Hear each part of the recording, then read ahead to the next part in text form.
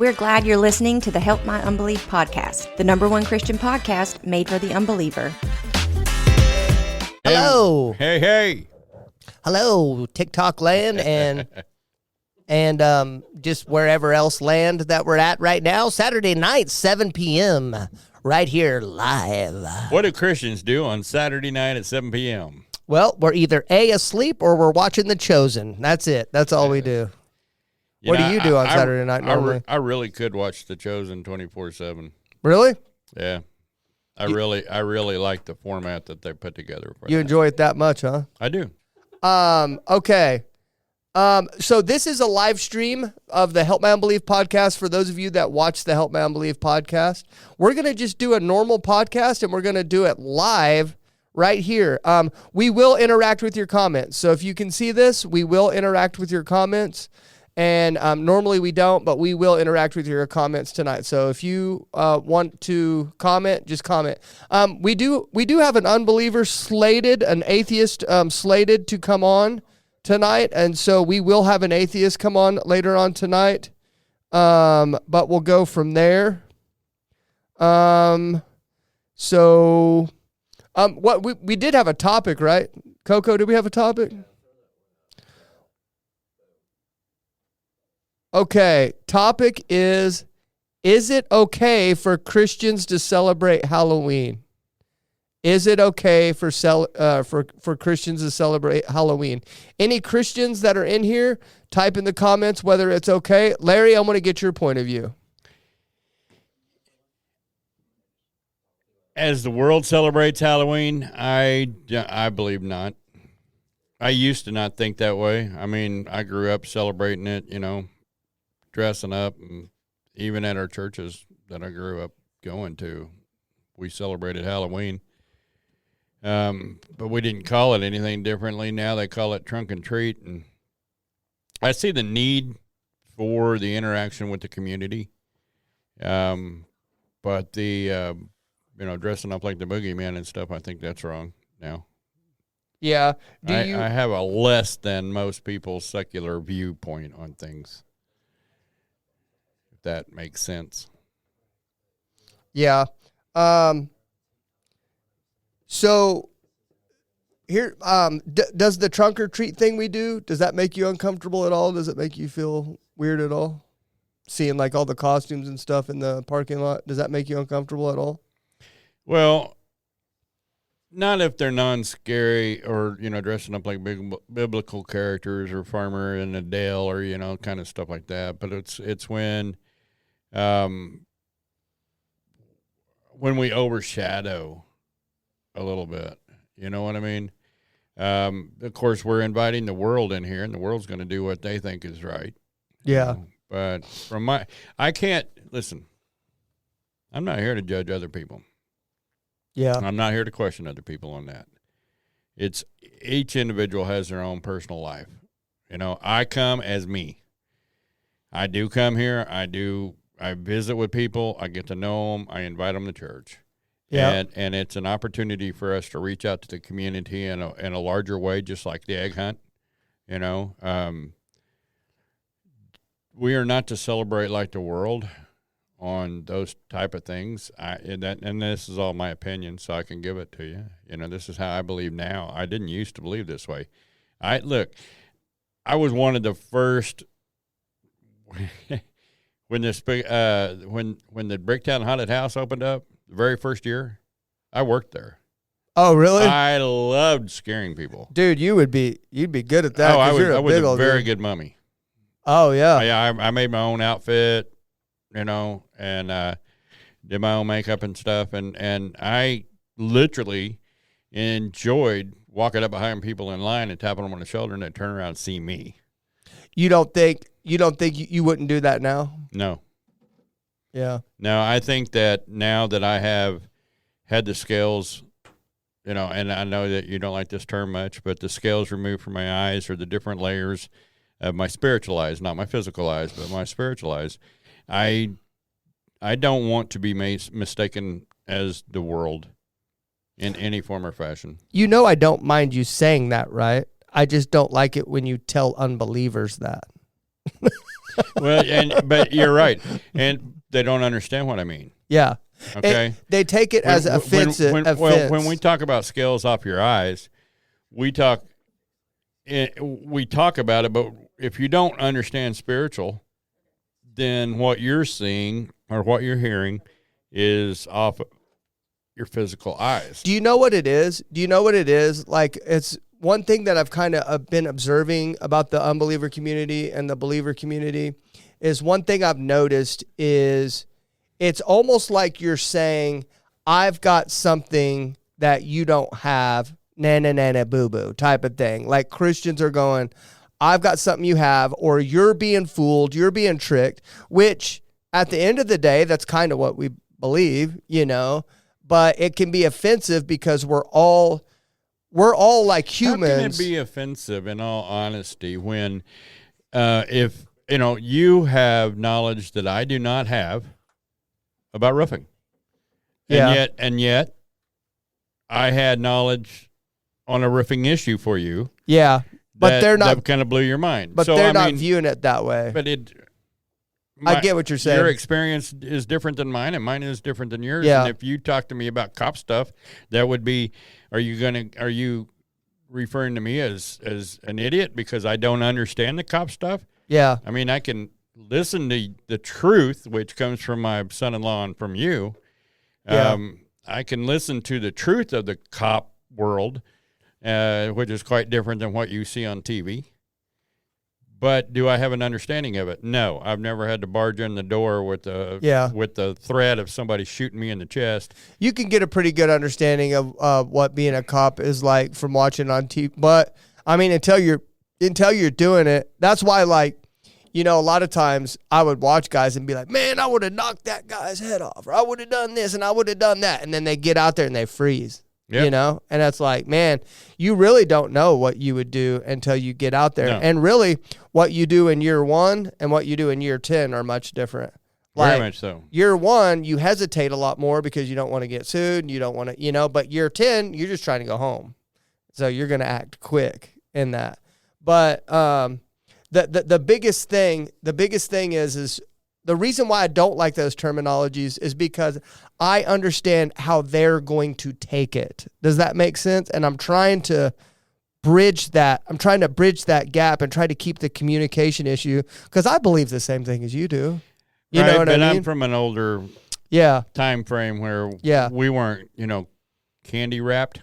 And you're not. How about that? And you're not. God, you're going to get me in trouble, man. I'm going to start adding you to the email list so you can, but the biggest thing is like, I don't know. I just feel like, I don't want to like offend them and I don't want them to feel hurt, even though I do believe the same thing as you do. Like I love them, man. I love the unbeliever community and I feel like I got to protect them in a certain way. But at some point, you gotta take those gloves off, And I'm have gotten a lot better at being careful. Yeah, but, for but sure. I did not come from a bubble wrapped world. Yeah. Okay, and to be honest with you, my years in the biker world, the same thing. You weren't bubble wrapped. In the military, you weren't bubble wrapped. You good grief! If you were sensitive, then the drill instructor would have just ate you alive. I bet boot camp's a lot different now than what you went through. Yeah, but the first time that I went, or first day in, there were some older guys there that were drill instructors, if you will, and a couple of them, let us know what. If this was 1967, I would have shoved you in a foot locker and left you there for dead, Yeah. That kind of stuff that you couldn't even do in 82 when I went in. Yeah. So they were telling us the difference then, and I've heard a lot about what I survived in boot camp would not be even close to tolerated now. Chesty Puller's love child, he asked you a question. Pull it up for Larry. Is Larry a Marine? My son-in-law's in here too. Yeah. What's his name? Why am I forgetting his name? Dunbar's in here. Okay, Chesty Puller asked, is Larry a Marine? No, Air Force. Air Force. Why did I think you were Army this whole time? You've done this. I don't know. I've corrected you 47 times. It was Air Force. I was trying to find a joke. Do I need to wear an Air Force hat for I was you? trying to find a joke there. I couldn't find it. Yeah, you couldn't can't. find one. No, I was a full. I was in the Air Force, and I have been in every military aircraft that the Air Force has.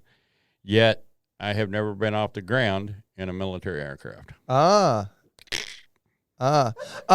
So can I share on my talk? Can I share my point of view on this topic on should Christians celebrate Halloween?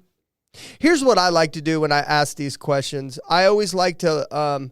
I always think, because here's the deal. Do you have a close-knit relationship with God? Very much so. And then you remember that Bible verse where Jesus said, depart from me, I never knew you. So one of my goals has always been to try to get to know him, right? And I don't want to take a position that I know God, right? Like 100%. But I've spent a significant amount of time getting to know him, right? Mm-hmm. And so with that being said, I like to put myself in his shoes here and think, okay, I don't put myself in God's shoes. I just played that back in my head, and that sounds kind of crazy. Okay, hold on. I don't put myself in his shoes, but what I do is I think to myself, what does God think about Halloween and people serving Halloween? And my first response would be that he just doesn't care. You know what I mean? But then I think to myself, what if something you're doing is opening a spiritual door of some sort? I can tell you didn't read the devotional this morning. I told you what I do when I read it. Well, you just don't. The reason why is because, I didn't address that straight up, but I mean, God was angry in Jeremiah that I had written about. In chapter 15, he was showing his anger at the Israelites. Yeah. And they're being led away from the belief in they were chasing after other gods and everything else, which they did several different times, and he had to bring them back in line with punishment, and that's understandable. But my mom, I can look at it this way. My mom brought me back into line in obedience through discipline as well. So I have a very good understanding of discipline. And then, of course, the Air Force was the same way. Any kind of military establishment brings you back into alignment through discipline, just different forms of it. Yeah. Yeah, and that's the thing. Like, if it's opening some sort of spiritual door, I'd be totally against it at that point. You know what I mean? Like, I don't want to be advocating for opening a spiritual door of any sort. I have started asking myself more and more through the things that I do, does this glorify God? Does this glorify God? Does this glorify the world, or does this glorify God? I mean, you either have one or the other. And I tried my best to shy away from those things that do not glorify God. Do I make it on every point in every way? No, I do not. Right. But I have a goal each day to bring glory to God. And so you ask yourself, how does this glorify God? Yeah. Yeah, so you ask yourself in everything you do, how does this glorify God? And if it doesn't, then I like that. I like that concept. But that, I want to be clear, the question is how do we view Halloween? Very much so. But if you, I guarantee if you saw one of my kids, well, maybe not me, but if you saw like just some random guy's kids dressed up as Satan, you'd go up and hug them and you'd have no problem. I mean, it's not that you'd have that problem in here, but you wouldn't treat them or judge them any differently. They wouldn't see any reaction on my part. I refuse to do that as well. But you'd get home and be look, Satan, dude? I dressed up as a vampire, when I was a kid. That was one of my favorite. All of those old are scary movies from the time, Frankenstein and the werewolf and Dracula and all that. I watched those as a kid. That was in black and white. And if you watched them today, you would find them not scary at all. What is that one? Creature from the Black Lagoon was one of my favorite, But through those kind of things has come and evolved into what we have now, which is pushing straight up demonic activity Yeah. right there on the screen in front of you. And you are, in my opinion and my understanding, you're opening up. Boy, that's a good question. Okay. I just saw that on the screen. And Okay. I went, Okay, host "Whoa, Larry. hold on. Larry, so let me explain podcasting to you a little bit Yeah, on the sorry. fly here. Okay, what you do is whenever you see the production team put up a new topic on there, what you do is you finish your thought that you had, and then But you it floored me. transition into It the floored next me. topic. Does that Okay, make sense? yeah. Okay, hey Larry, let's try. Okay, ready? And go. Let's try it again. Larry, go ahead and start back where you were. Okay, ready? Finish the thought and then transition into the new topic. Go Yeah, ahead. Okay, I'm sorry. No, I mean the stuff that we see now is extremely demonic, and I believe that they are tied to portals. And you, by allowing that into your heart, anything that you see or anything that you hear settles in your heart, and you must make that agreement, with your eyes not to watch that stuff. Yeah, an agreement with your ears not to hear or listen to that stuff. Yeah. And if you make that kind of stand on it, it's difficult. I mean, I grew up listening to 70s rock, and the Eagles was one of my favorite bands. But today, if I'm listening to it, I instantly turn away from it. If I hear it, it's funny because the hard rock that we listened to back then is actually, like elevator music now. And I hear some of that stuff, and I'm like, it does not have the call on me because I have put up a resisting wall to it. Yeah. And You just want to eliminate any chance that you're not serving God. That's just where your heart's at. Like, yeah. if God was okay with you listen to hard rock, you might do it. If Well, see, that's my conviction. Yeah. That may not be your conviction. Yeah. And that's fine. My conviction is I don't want to watch, R-rated or risque movies on TV. I didn't allow my kids to watch it when they were growing up, so why would I sit there and watch it now? Yeah. And I lived a lot of my life not giving a crap what I listened to or what I watched. And so now that I have repented of all that, I don't want to backtrack into the world. I am to be set apart from the world. Set apart. Gotcha. And so I make that choice to be set apart. What do you think about the new topic? Okay, say the question so the audience knows what it is. The new topic is... The new question here is, my child wants to dress up as Jesus for Halloween. Your thoughts? I'm going to go this way. We had a wonderful, our kids pastor, children's pastor, had set up a whole wonderful town of Jerusalem, the whole marketplace here. And one of our characters played Jesus. I think that I would much rather see Jesus in the crowd as I would Satan. How about that? Can I tell you what my thoughts are on it, just off the top of my head? I would ask the intent behind it. I would say, why do you want to dress as Jesus, and what's your intent? That would be a great way. My son, knowing him, he would probably be like, try to make up some joke about it or something. You know what I mean? Like, so you know what I mean? Like, so that would probably be a no for me. If you're trying to make a mockery or fun of it, no. But like, let's say they were just going to do it and like maybe go out and preach the gospel while they're doing it, or, and I think we are getting comments on TikTok that we're not seeing on here. So, okay.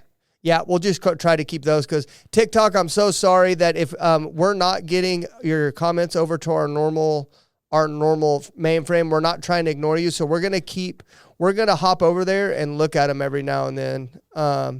So, okay, Von Zoom said Preacher Jesus or Passion Jesus. I don't know. I mean, like either one, I don't know. Like for me, I'm not sure what the question actually means. Yeah, I guess I don't know. I hate to be stupid like that. Clarify yourself a little bit, Von Zoom. Anyway, Chesty Puller Anyway, says I like- would dress up like a tax collector. I actually, for the same vacation Bible school that I was talking about a while ago, I was the tax collector. I was dressed up like a tax collector, and my wife was dressed up as a beggar, and people still asked us if I was Mary and Joseph. Yeah. Yeah.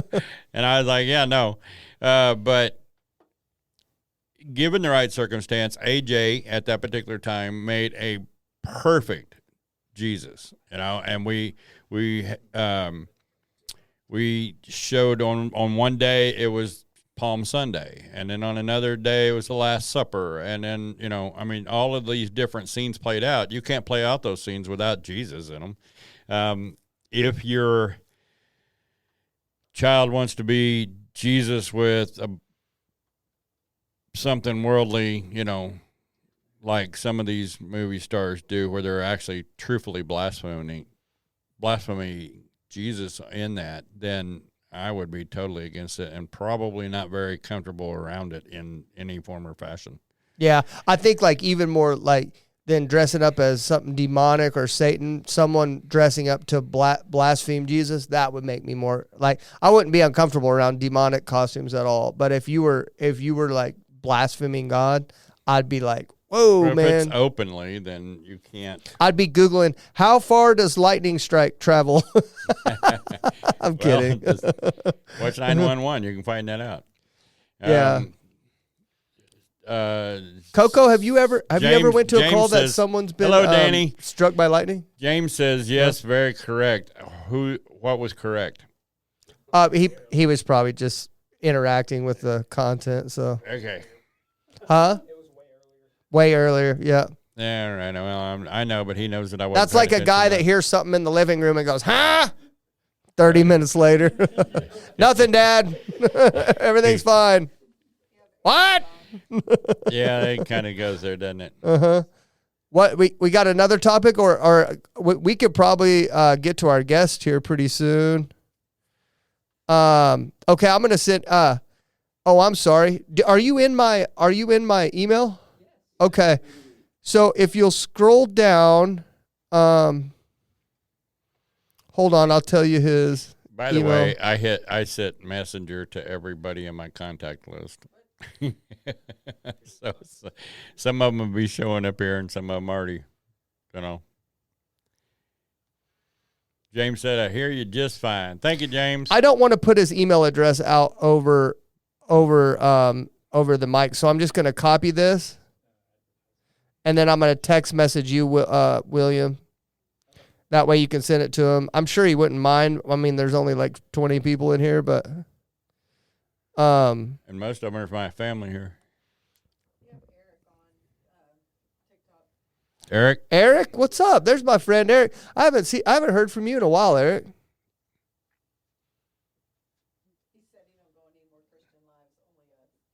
Yeah.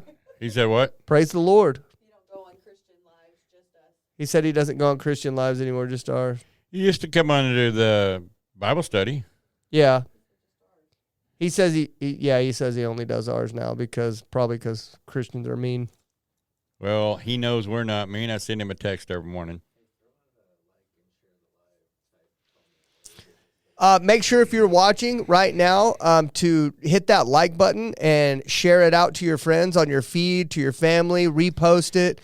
Do whatever you can to help us out. Thank you guys so much for all the support. This is actually only our second live, and we would love to get this word out a little bit more so that we can address these issues for y'all. I like this. And we're okay. We're okay with building slowly and coming in and just reaching a few people at a time. And so we're okay with that. We don't have any expectations out of this. But the most help that you could do is like and get that interaction up and comment as well. So on Zoom, I know you were watching in TikTok. So if you are listening, that link was sent to your email.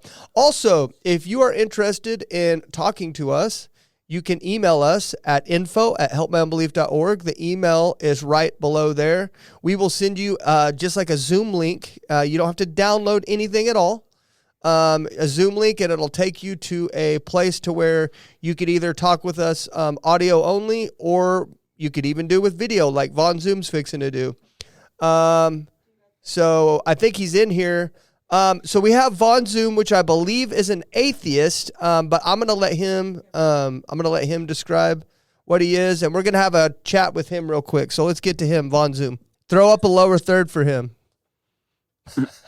What's the lower third mean? It introduces him down here. Okay. It'll say current guest, and it'll say Von Zoom on there. That way, we can introduce the people that's watching the show and stuff to him.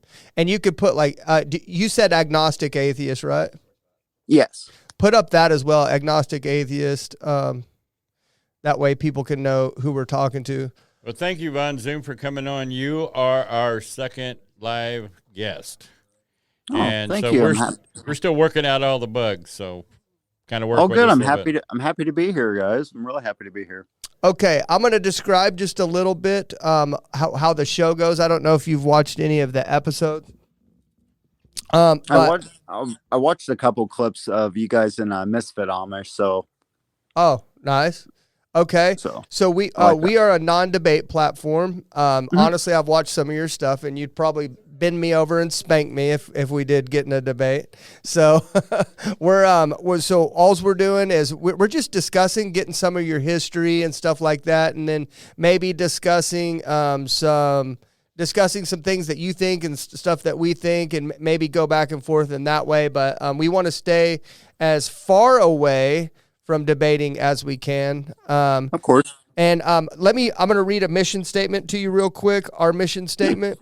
That way you can understand what our intent here. Our mission is to provide an unbeliever with an environment that is safe from judgment or ridicule without allowing the belittling of God, having the ultimate intent of representing Christ to the unbeliever. So our intent is to represent how we read Christ to be, which is ultimately love. And so that's what our intent is.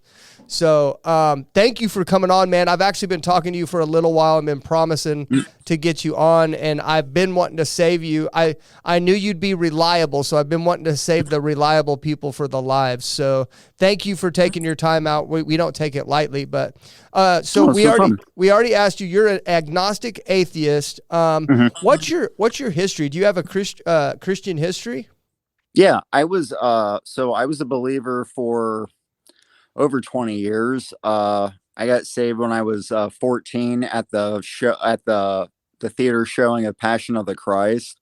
My youth group growing up, we rented out the theater, and we got all of the church youth groups in the town together to all go see Passion of the Christ when it came out.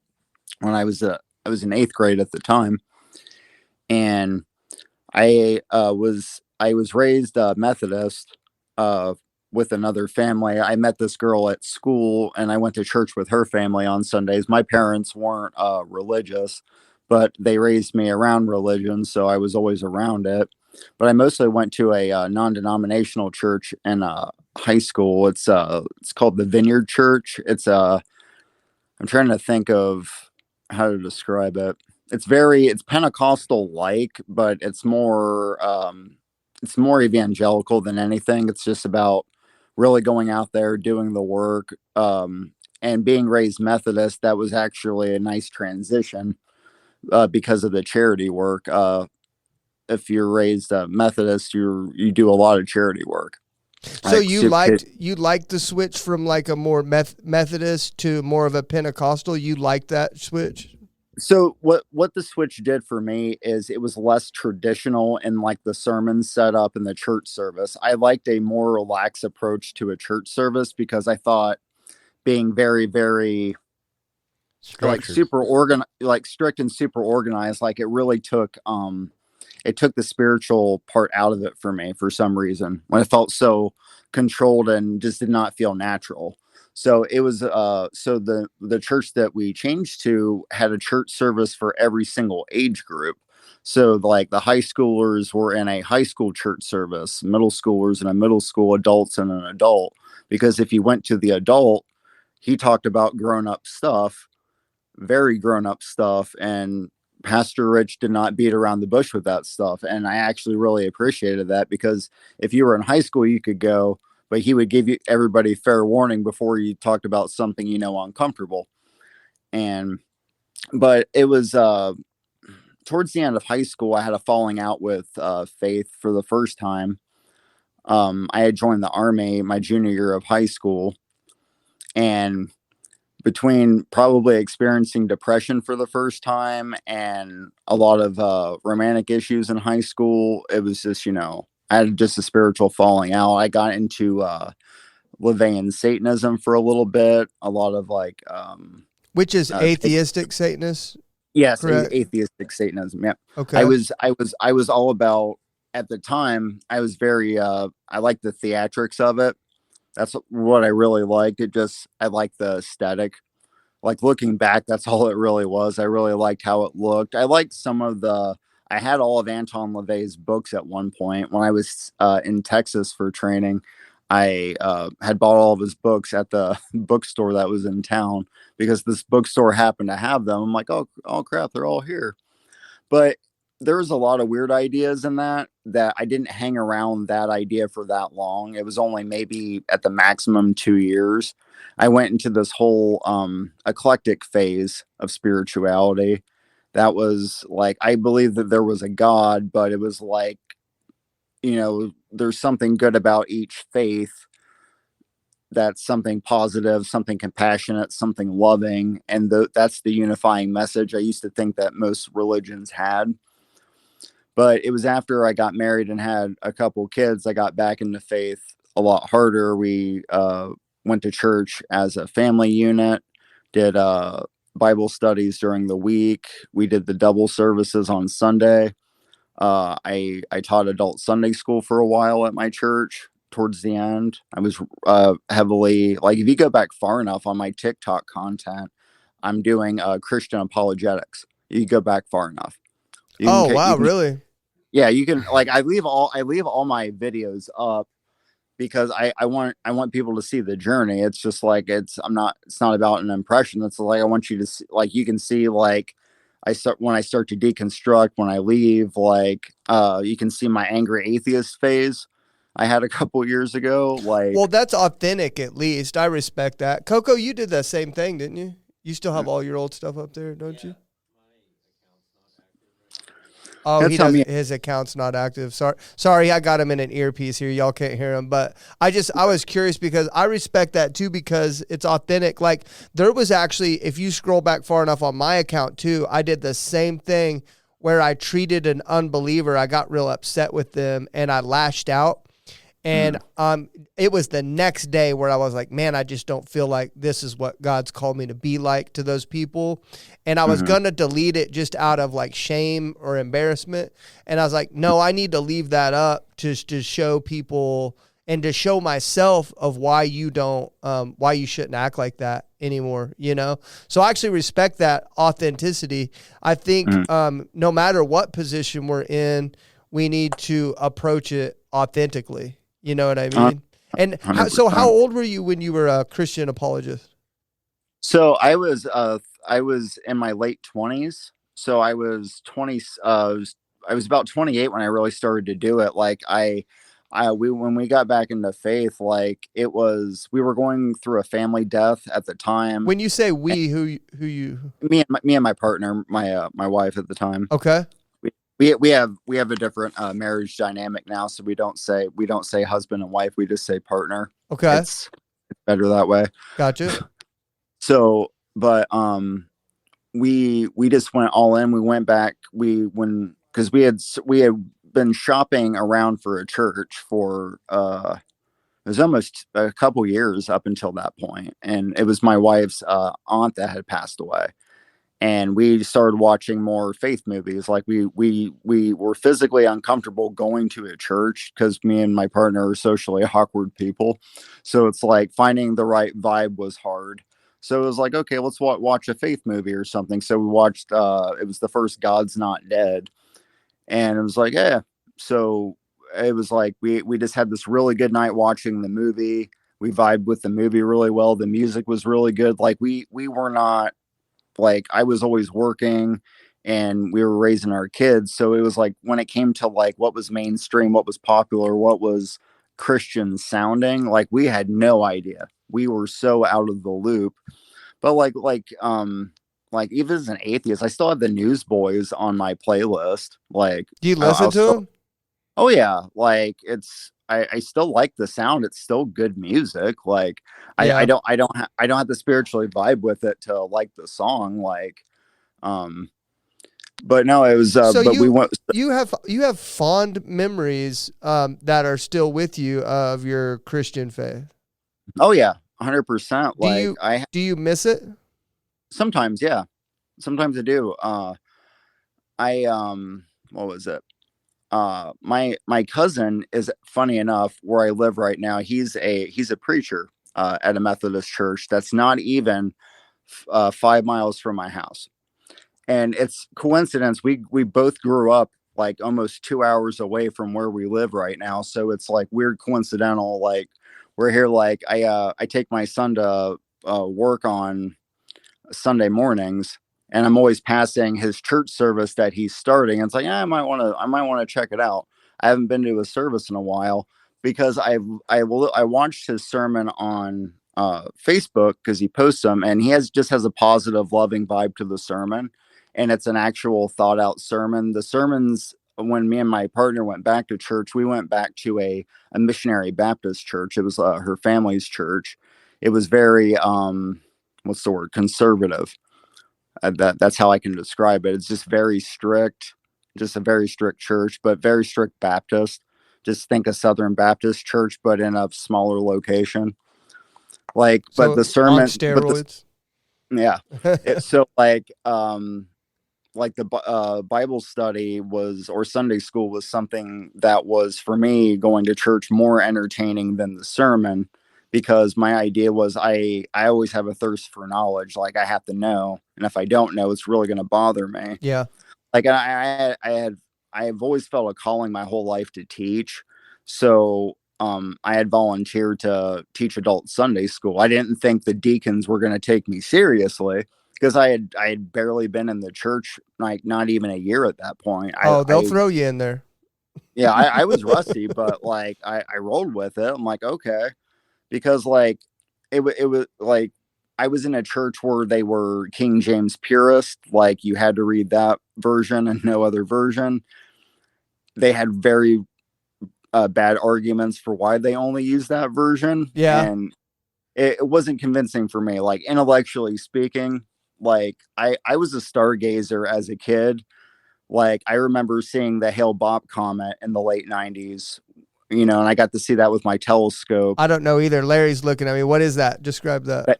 So there was a comet. It was in 1997 or 98. There was a big comet that flew by Earth. It was kind of like Halley's comet, but it was called the Hale Bopp comet. Now, if I want you guys to scratch your brains for the 90s, okay, there was a cult called Heaven's Gate that was waiting for the Hale Bopp comet to pass by Earth to collect their souls.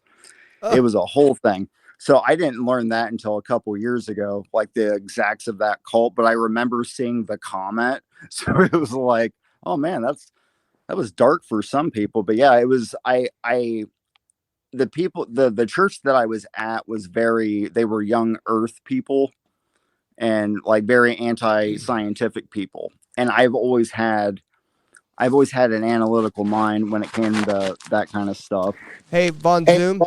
I hope you don't mind. Do you mind if I call you Von Zoom, by the way? Call me Luke. That's my real name. Luke. Okay, Luke. Sorry. Thank you. I should be polite and ask people their names, but I just call them by their TikTok handle just because that's who we are. But I hope you don't mind, but this is a live stream, and we've got a couple commenters, and I hope you don't mind that one of them asked you a question. Danielle Dunbar asked, how did you decide to become an atheist? Okay. So it was actually because I was teaching. So I started teaching, and then that's when I decided, because I had a TikTok for like almost like a year at that point when I decided. This was like late 2020. It was right like during COVID and stuff. And I thought, I'm like, no, I can do this online too. Like I'll do like little videos, I'll do like little teachings. And I got the book I Don't Have Enough Faith to Be an Atheist by Frank Turek. I I've read read it. Yeah. Case for Christ by Lee Strobel. Like I tried to read some decent books to intellectually ground the Bible, because I didn't know how to do it, because I had just gotten, read your Bible, pray more as the advice of the church. Like, it wasn't like my brain needed to wrap myself around the cosmos, because I was aware of the cosmos at a young age. So like I always had the bigger questions. It was so, but like when it came to me leaving, it had to do with the more I learned about the Bible. It was why I left. It was when I was learning more about like archaeology and the biblical composition itself. Like I was doing deep dives for hours and hours, just researching like where every single book of the Bible came from. Like, who was writing it? Like, where was it written? Like, what's the context around this story? Like, so, because when I was trying to read the Bible, not like it was written for me. I needed to read it as it was written, or I wasn't going to really understand it very well. So it's like I needed to know, like, the people who wrote the Torah, like, when are they writing this? What are they talking about? Why are they writing this? Like, other than like a divine inspiration, like what's a motivation? And there's a lot of interesting history there. But the problem I found was a lot of stories were, possibly borrowed or using similar motifs, or understanding that at a certain point when you go back in time, people aren't telling history the way we tell history. The moral of the story is way more important than the historical accuracy of the story. So it's like a rhetorical goal sometimes is more important in an ancient story. So like you could take like the what had happened was I had found out that, at least in my opinion, Noah's flood never happened. Like, that was the first thing. And then I'm like, okay, probably, because like as a Christian, I didn't think the Adam and Eve story was a literal story. I thought it was an allegory for something deeper about people. It was about our falling short from the get-go kind of story. And it's So it's not like, something that, like, those two stories not being true didn't necessarily crush your faith at the time. well, it started to make me rethink a lot of things. I was just starting to have more questions at that point. So it's like, so I went to a point where when it came to Noah's flood, I had watched an inspiring philosophy video, and his Mike Jones, the way he talked about it was the story was about a regional flood. And you can call it the world, because in an ancient context, those people didn't know how big the world was. To them, that was the whole world. So it was like I always had these little rationalizations I did for it to still be true, because like I was raised to think of it literally true, not allegorically true, not philosophically true. Like, I wasn't taught growing up different contexts or different genres that the Bible writes in. The Bible writes in so many different ways that it's impossible to take it literally, like all of it. We have another Like, comment that I kind of like, but I actually was going to ask a question like this, but it's not exactly how the comment is.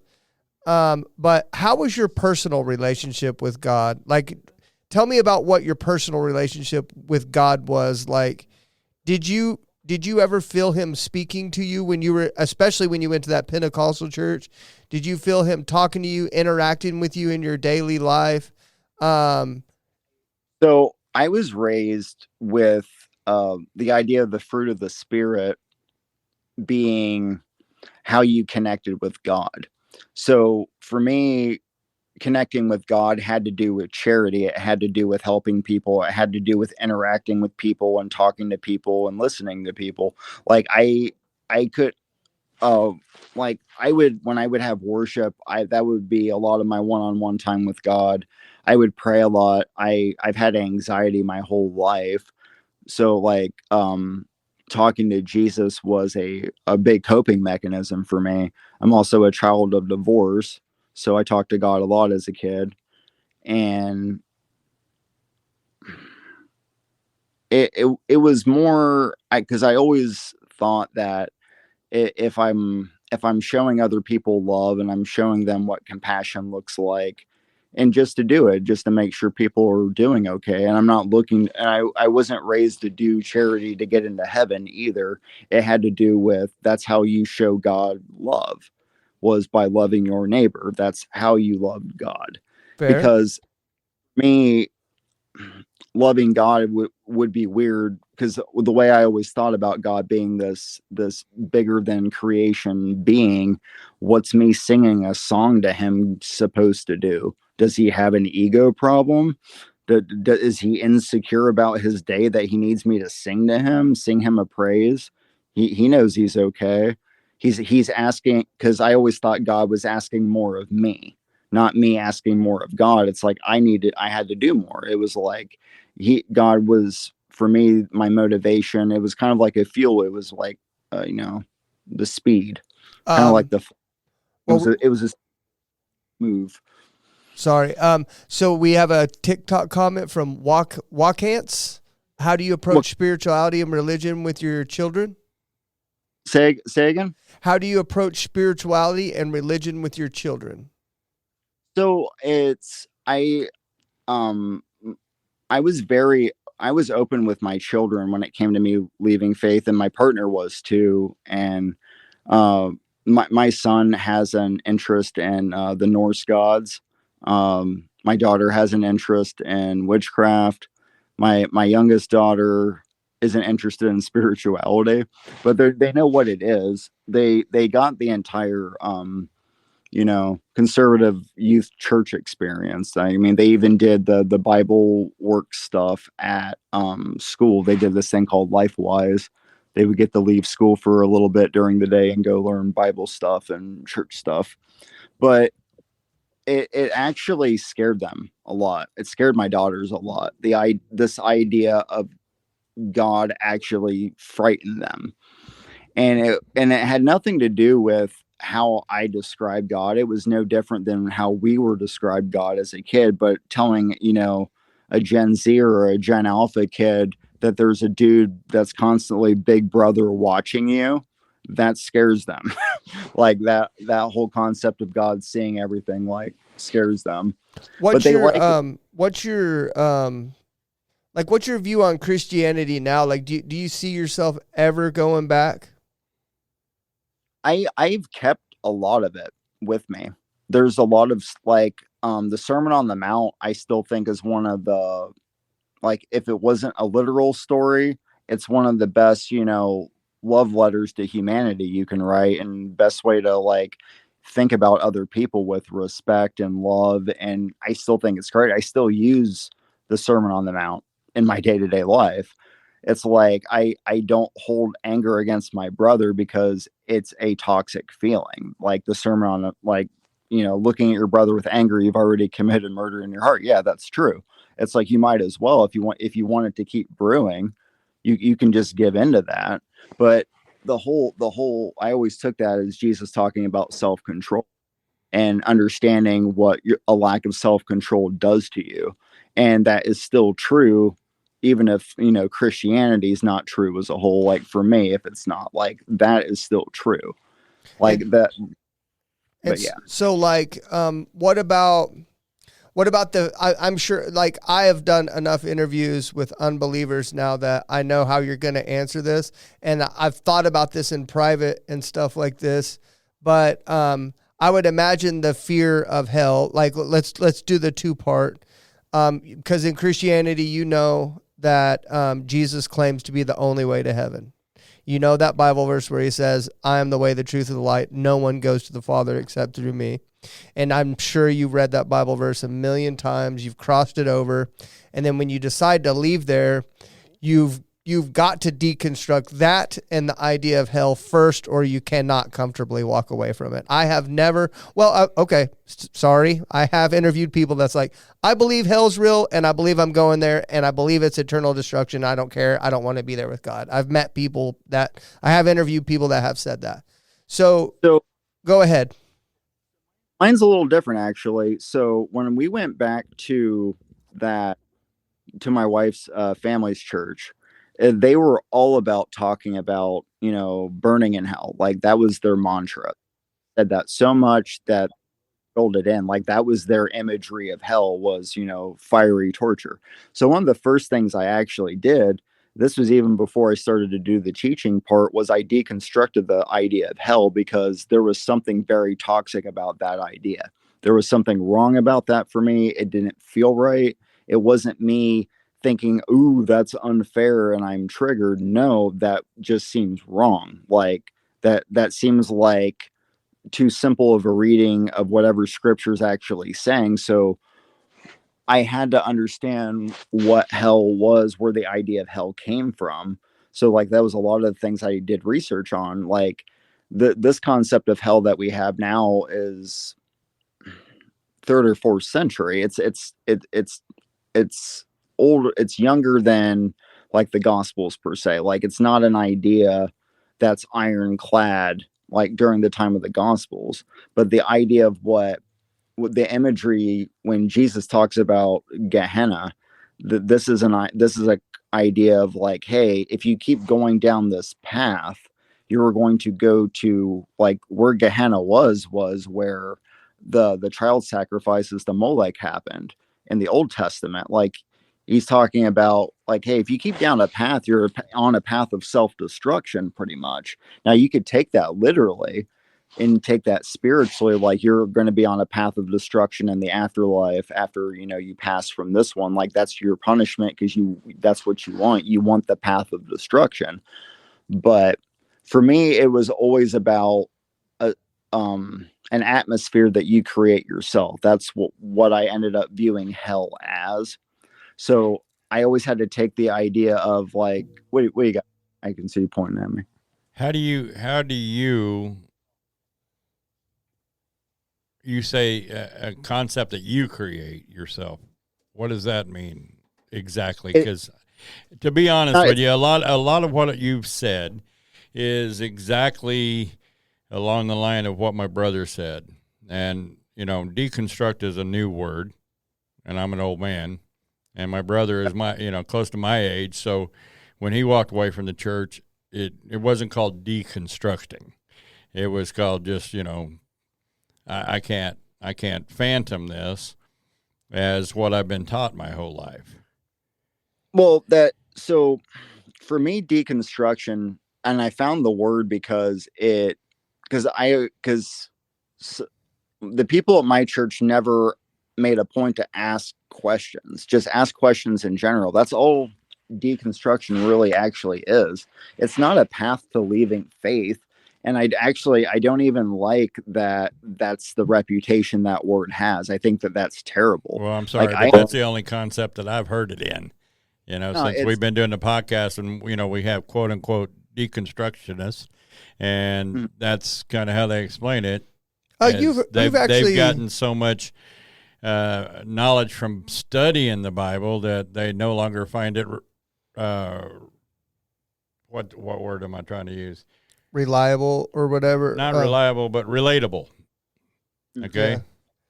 Yeah. You've heard me talk about deconstruction in my own personal journey. Like whenever I went through, like Von Zoom, I know you don't watch the whole shows and stuff, but I had a stint last year where I had some serious doubts about my faith, and I really, right here live on the show, I mean, I was really dealing with some personal struggles where I was probably on my way to moving out.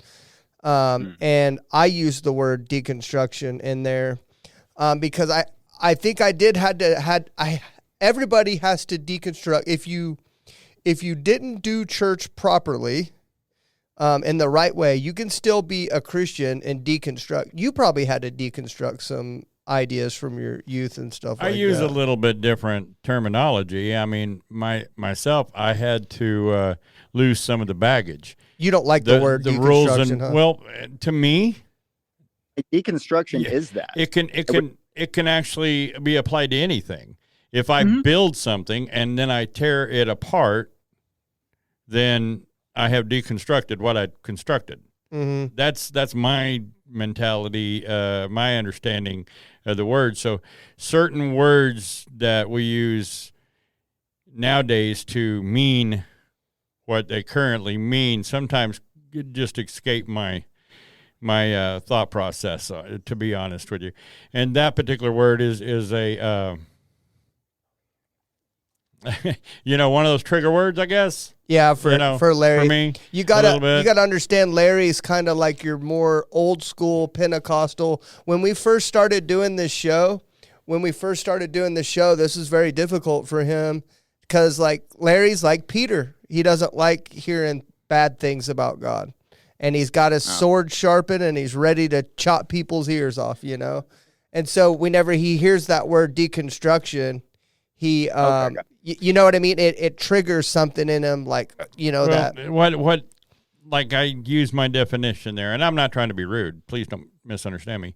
But if you read the Bible and you started to gain knowledge from the Bible, and then you decided that part of this quote unquote religion should no longer be acceptable, such as your understanding of hell, okay, because of the way that the people at the church discussed hell. Yet Christ actually mentions in the Bible hell more times than he mentioned heaven. So, I mean, it certainly must be real, but that means that you've deconstructed the actual word, and by deconstructing the actual word, then you discount John 1:1, which said the word was in the beginning. So if the word was in the beginning, then you, from reading the word, have decided that it is null and void, is my understanding. I'm not trying to put words in your mouth. I'm trying to grasp what we're meaning here. Okay, so when I was a Christian and I started doing deconstruction, I'm going to use this word because I'm not going at it from that mainstream perspective. I learned about deconstruction from Frank Turek, and the concept of it is it's all about not literally tearing it down. It's just taking it apart to check the pieces, and then you reconstruct after you have deconstructed, because there might be something your parents ever told you as a kid that's not true. Like, that's possible, right? So you can deconstruct an idea in case it's just a bad idea. In case, like, if someone in church said, let's go with Leviticus 18:22 and start, stoning people, you would have to deconstruct, the Torah a little bit to understand the context, understand what's description and prescription, the difference between those two things in the Bible. So, like, there's a lot of things that you just can't. It's what I was saying earlier. You can't just do a plain-faced reading of the Bible and not have some confusion out of that. But what I was saying earlier about hell was, I didn't say a concept you make up yourself. It's an atmosphere that you make yourself. Hell is when you take away, in the biblical sense, God, or this idea of being connected to the source of love, and you give into self-pleasure and self-importance and narcissism, you create a very toxic atmosphere. You create a place where things aren't, valued the same way. Everything's objectified. People are objectified. Nothing's cherished, and it just becomes more and more empty. You get to the point where you're just going in a wrong direction spiritually, like the people in Gehenna in the Old Testament times, sacrificing their kids to Moleg. It's the same thing. You going down a path that you don't get to come back from because you have given in all the way to it.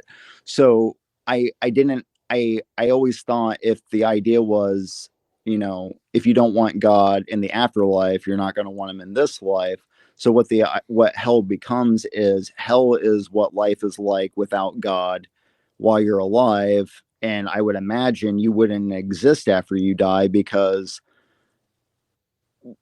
you don't want that. You don't want to live forever. You don't want to have eternal life. So why would you exist eternally? What is your belief on that? So you have a choice between eternal life and not? I like that was my thought then. I don't know about the afterlife now. I don't I know have about no the afterlife either, personally. I mean, I've never been there either. like, I like what my idea at the time was you're choosing God. If you're choosing the path, following, Jesus's teachings, if you're following that path, that's the road to eternity.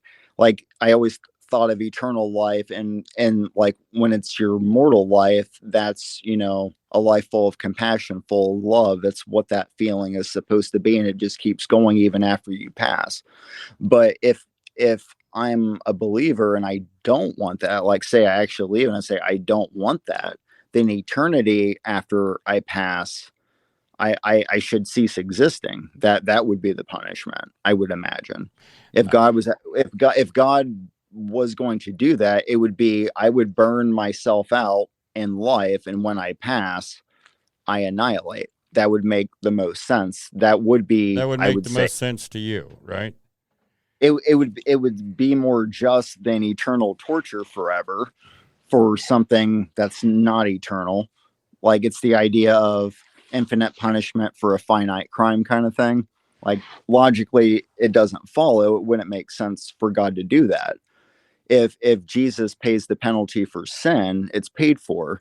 So why would God have to punish you twice? Why would God do a second punishment? Why would you still get punished if Jesus already took it? And if you're not accepting that gift, then you get nothing out of it, like nothing at all. Like I always just took it as, God washes his hands of you. Actually, Like I don't think I've ever heard that theory before. Well, I've heard people say that the annihilationism or whatever, but never put an actual theological reason behind it. I've got a production team really wants me to read this comment for some reason. That's just not taking it off. It says, Denise on TikTok says, I believe Earth is hell and demons in human skin. Thank you, Denise. So if demons are in human skin, I'm kidding. I don't know. I got a question though. Well, hold Okay, on. I got a question first. I got a question concerning the statement. Okay. Okay, if Earth is hell, and then demons are in human skin, why do we need the human skin part? Would they not all be demons? I mean, where did the human come in? I think what she was saying is that demons can pose as human. I don't think she's saying all humans are demons. At least that's what I took from it. Denise, if you're still in here, clarify. Also, hold on. There's that Bible verse that says, be careful how you treat people because you might be entertaining angels, right? Yeah. It would lead you to believe that angels can be in human skin. Well, also, so does that mean can demons? Did not Christ cast out demons? Out of that guy, yeah. Out of the technically dude, yeah. speaking, there are humans that allow the demons to overtake them. So my personal opinion on what Von Zoom was saying was that I believe that the earth still contains attributes of God, and we get even though, like, for me, my personal opinion, I know you don't believe, but like, for example, I believe that you get to experience some of the goodness of God to this day.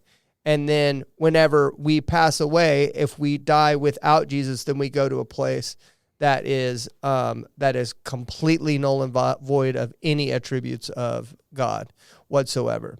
Now, that's just my personal opinion. But what was I going to say? I had something else to say right after that. What was I going to say? I lost it. Anyway, there was another comment down there that was asking Von Zoom. Go to the chat, please. Boy, you guys are on the money here, huh? I'm just kidding. Okay, it says, do you feel like your intellect prevents your ability to exercise faith? From Christian Rochelle Smith. Do you feel like your intellect prevents your ability to exercise faith? No, because, and that also depends on what you mean by faith, right? So are we talking faith as in just trust? I exercise faith all the time, like, I have faith in my partner to, trust them financially and romantically, I have a faith there. I have a faith in borderline faith in other drivers on the road when I go out and drive on the road, but when it comes to spiritual faith, intellect doesn't have anything to do with it. And I know that, and I'm not saying that to be harsh or rude. I don't think that's the part of your brain that's going on when you exercise faith. It has nothing to do with intellect. Like when we have faith in something, it's not about having the scientific data for it. It's not what it's about for some reason. Like I've seen people have an altar call at their first time in church, and then they tell people, God is real because of science X, Y, and Z. It always comes from the utility of faith and what it's used for. And like through my own research, like religion, faith, it's something that humans have done since the beginning to cope with for me, it seems it's a way to cope with the existential dread of death. It's like we as a species, we are aware that we're going to die, and we actually know it, not like other animals, know, but they don't, they don't have a will or something like that, like we do. They're not planning for it. But I don't know. It's not, They have like, instincts that's trying to help them avoid it, but like, well, I'm going to ask you a question real quick, because this is on my head. Like, because for me personally, death, I don't even really, like, I just don't want to go to hell. That's my number one. That's my number one, right? Don't want to go to hell. Not a place it seems like I want to go, right? But when I think about it, like, me personally, Christianity doesn't give me comfort. It's telling me to do something that's against my own personal desires, if that makes sense. Like, I have personal desires that are contrary to what I'm being taught in the church. It's telling me that those desires that I have are wrong, they're not good, and Jesus doesn't want you to do it, right? And I'm like, well, if I didn't have this Jesus guy, if I didn't believe that he was the way, the truth, and the life, and he didn't say, follow me and become a disciple of him, then I could do all this stuff. And I really wish I could do all this stuff. You see what I'm saying? And that's kind of how my deal is, And so when I think about that, religion doesn't really it does give me comfort. The more I push into it, the more I become closer with Jesus. It does give me a comfort and a peace now that I'm getting closer to him and I'm actually seeing the actual reasons of why I should follow him. But religion oftentimes goes against our personal desires. Does that make sense? I think, like, I would say, yeah, because there's the discipline aspect of a lot of religion that is about self-denial. It's about self-control. It's about structure. And I also think that the biggest utility of religion is the social structure that it gives. It gives you a framework to work with when it comes to morality, when it comes to social laws and certain things like that. It has a big utility in that. But I also think that taking away the faith aspect, I still think that people would have the same opinions about certain things. Like, I still think that people would find murder atrocious, or they would still find, SA to be bad, even if, like, there wasn't a Bible saying that was bad. Because, I mean, depending on where you're at in the Bible, it's going to be actually hard to, like, that's one of the things I do with my content is I kind of break apart a lot of conservative narrative that logically doesn't follow for me. That's like what a lot of my content is lately, because I still think that faith and like politics and social structures are very interconnected things. So like if I'm talking about one thing, I kind of have to talk about the other thing at the same time that's connected to it, because it's extended out like that. But I also think that that's something that I feel bad for Christians about, is the idea of that tribalism. So it's like if someone's a non-believer, it's about broad stroking Christians. All Christians share a brain apparently on X, Y, and Z. Like, oh, this church has a really bad opinion about people, or they do bad things to people. Therefore, I'm going to treat every Christian that way. And I think a lot of people who leave faith have an anger towards something, such as church hurt. No, not necessarily. For me, it wasn't church hurt. My angry atheist thing was I was mad at myself. I had a lot of anger towards myself more than anybody. Because you feel like you got duped? Like you feel like you were duped? A little bit, yeah. And for me, because when it came to the question someone asked, does my intellect prevent faith? No, because what faith was one of, looking back, it was a big coping skill for my anxiety.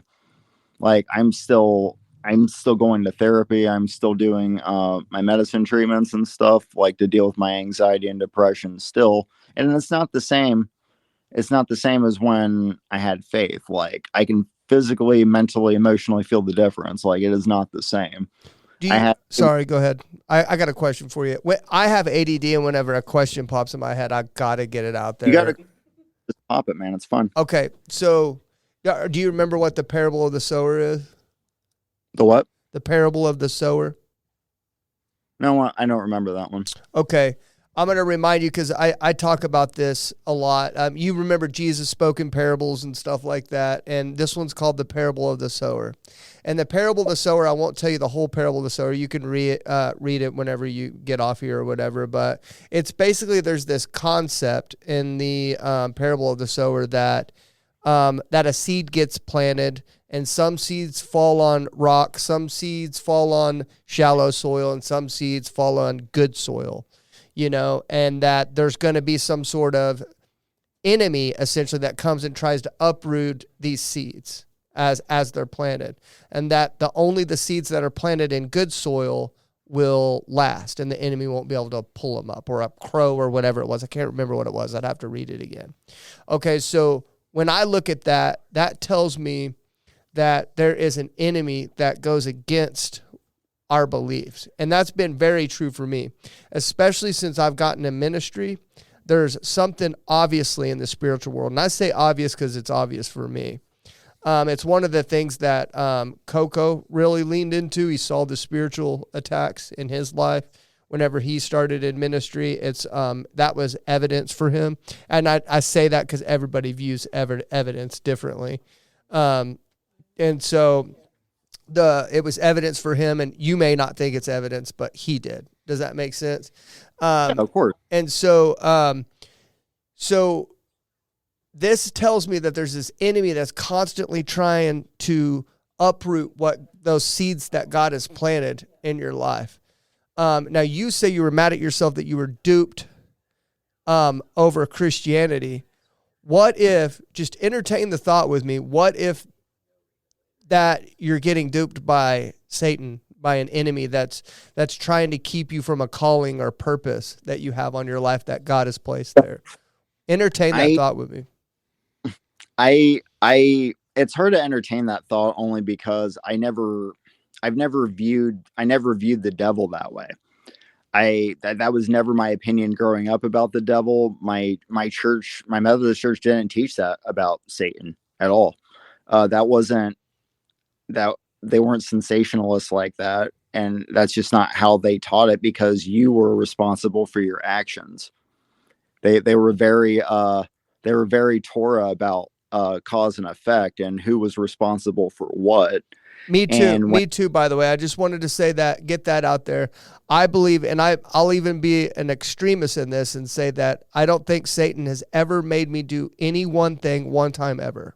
And I'll be an extremist about that. And how I view Satan is that Satan plants his own seeds, and then you've got to decide whether you're going to take those seeds and actually act upon what he's trying to get you to do. So Satan will try to get you to open a door or try to get you to do something, and then you have to make the choice on whether to do it. Because I believe that Satan's not going to have to answer for your sins whenever. It's going to be that stands before God, not you in particular. You get what I'm saying, like the person, the individual. And so, like I said, I'll be an extremist in that and say that I don't believe that Satan has ever made me do one thing ever, not one time. Larry? And that also goes along with one of the other parables that Jesus talked about was the enemy sowing the thistles and the parable of the sower. Yeah. So he's the enemy sows that into your field of wheat. if you trying will. to get your seeds to where they're not, they don't grow the way that God intended to. That's why I've always looked at that parable and go, whoa, like they're really, apparently there is something out here that is trying to keep you from your purpose. So what I've been doing with like, because I'm still deconstructing things. Yeah. I don't have faith in a God because I do not personally see the evidence to support it anymore, or the necessity for it anymore.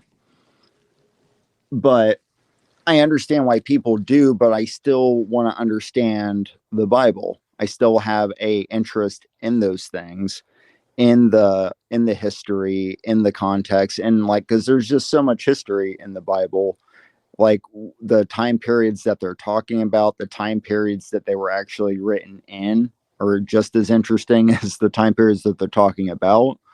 And it's just interesting history because it affects the world very deeply. And we can see that in the news. We can see that in our day-to-day lives. It's just affected, civilization. So it's still interesting because there's a lot of things that I never learned growing up that I learned now. That's like very interesting about the Bible. Like the thing that really made me almost like stop believing, or the thing that was like I was leaning into unbelief. What really got me there was evidence for the Exodus. That was the one for me when it came to really looking at the history of that and, comparing it, biblical text, archaeology to sources from around the region, things like that. It wasn't enough for me. Like when I was finding out, because I'm not saying this as I'm not speaking as a matter of fact, because this is archaeology stuff. We're talking about probabilities now. We're not talking about, super matter of facts. But like when it comes to a lot of biblical claims, there's not the archaeology for it. And when it came to like when I found out like Adam and Eve probably wasn't, literally real. Noah's Ark, was an embellishment of something else. And then when it came to the Exodus, it was just like, okay, that may not have happened either. Vaughn, I'm sorry to interrupt you, but we are getting, okay, now we're not. As soon as I interrupt you, we don't have feedback anymore. I'm so sorry. Oh no, it was like growing. It was Yeah, it was growing. getting louder. It was like an airplane went over him. Yeah, there's like an airplane sound getting louder and louder, and then as soon as I interrupted, it just stopped. He moved his hand and it stopped. So I don't know if something was interfering with you. I want to share a little bit kind of how I've came out of my little deconstruction part there, because I started to question the Bible as well. And so when I look into it, I look at and say, okay, at some point in a Christian person's life, if they're going to be a Christian for the rest of their life, you're going to have to decide that the Bible's true. You can't just sit there. You can't just sit there and question it every day. Does that make sense? Well, the reason why you say why not is because how am I going to grow and move forward as a Christian if I'm questioning whether it's true all the time? Now, hold on. I will not say that I have complete knowledge that I believe that the flood's true and the Exodus and all this stuff that you're saying, whether it's allegory or not. I would say I lean towards I believe those things are true. I don't see why they would just put stories like that in there for no reason. But I don't know, right? But what I'm saying is I believe the Bible is true, and at some point you got to come to that conclusion. And really the one thing that I do not break on, and Paul even talks about this in the New Testament, the one thing that every Christian has to come to a final conclusion about is, did Jesus rise from the dead? That's the number one question. Paul even says, if Jesus didn't rise from the dead, Christianity is null and void. It's not true. Everybody should pack their bags and go home, right? And so that's the one thing that Christians should hang their hat on. All that other stuff, I say, okay, did Jesus rise from the dead? Yes, I believe that. If I believe that, then I need to push forward and move forward into figuring out what this God has in store for me and what he wants me to do. And it doesn't sound like it's going to be full of like Lamborghinis and cars and money and fun and stuff like that. I think that it's going to be a mission, if that makes sense. There's something that he wants me to do. And so that's the one thing. I should say, I haven't just opened the Bible and said, okay, without reading this and studying it into detail, I just believe this whole thing's true. I should change it to, did Jesus rise from the dead? At some point, every Christian has to come to that one conclusion and say, did Jesus rise from the dead? And if the answer is yes, then I'm going to wake up every day, choose to serve Christ, and grow in him every single day. Does that make sense? Perfect sense. That was doing apologetics, like the idea of Christianity does rest in the resurrection. I did agree with that when I was a Christian. That was something that I hearkened on a lot, because it was for me more important than a global flood or a talking snake. It was way more important than that to me, because for me, the way the Bible always came off, even as a believer growing up, it was like the further back you go, the more fantastical it sounds, because you're furthest away from the events. So it's just going to sound that way. And I was okay with that, because that meant for the resurrection, that made it more plausible. It made it way more plausible than a talking snake, because it was a lot sooner. There was more people talking about this thing. Like, I will admit, as a non-believer, there is evidence for that, for sure. Like, I will not, discredit Peter or John or, Matthew or Mark, like the people that the Gospels were based on, that told these stories, that knew Jesus. Like Paul, like if I was going to deny that people believed in a resurrection at the time where Jesus supposedly did, I would have to ignore so many things. Like, that's something I don't like within the atheist community, is this really weird need for not only for Christianity to not be true, but hey, Jesus didn't exist either. Hey, let's just throw everything out because it has to not be true. But that's how it always comes off to me. Like, I had a phase like that for a while, I'll admit, but intellectually, that's just very dishonest. Like, you have Paul talking about, Peter talking about people who knew Jesus, like knew him in the flesh. Like, Paul, I don't think had actually met Jesus while he was alive. Like, he knew of him. But I want to say, didn't Paul have a hand in, was it Philip's execution? Stephen, thank you. Really? Yes. The one where Jesus was looking down on Stephen? He incited the riot. No, yes, he incited the riot against Stephen and held their coats while they threw the stones. Can you imagine the guilt that he felt? Yeah. I wonder if that's why part of the reason that Paul had to go through everything that he went through. Sure it is. Man. I mean, so Jesus rose from the dead, Vaughn. I'm sorry, Luke. Jesus rose from the dead. By the way, I read Luke today. I read a little bit of Luke, I should say. Jesus rose from the dead. What does that mean for you? So it would really depend. Like, so for me, someone rises from the dead. That's interesting. Yeah, it sure is. like I would find that fascinating. Like, I'm a comic book nerd. Like, that kind of stuff is awesome to me. Like, hey, yeah. Like, I as an atheist, I have a few unconventional beliefs that aren't rooted in they're borderline paranormal beliefs, but like I have this idea about the movie Unbreakable kind of being true. Like, there's physical, like, abnormalities throughout time, throughout history. Maybe some of our legends get based on these special people that just fly under the radar. I think that that's a cool idea for for superhero origins or like mythological tales. I think that that's cool. Like, that would be a plausible thing for me to think would happen.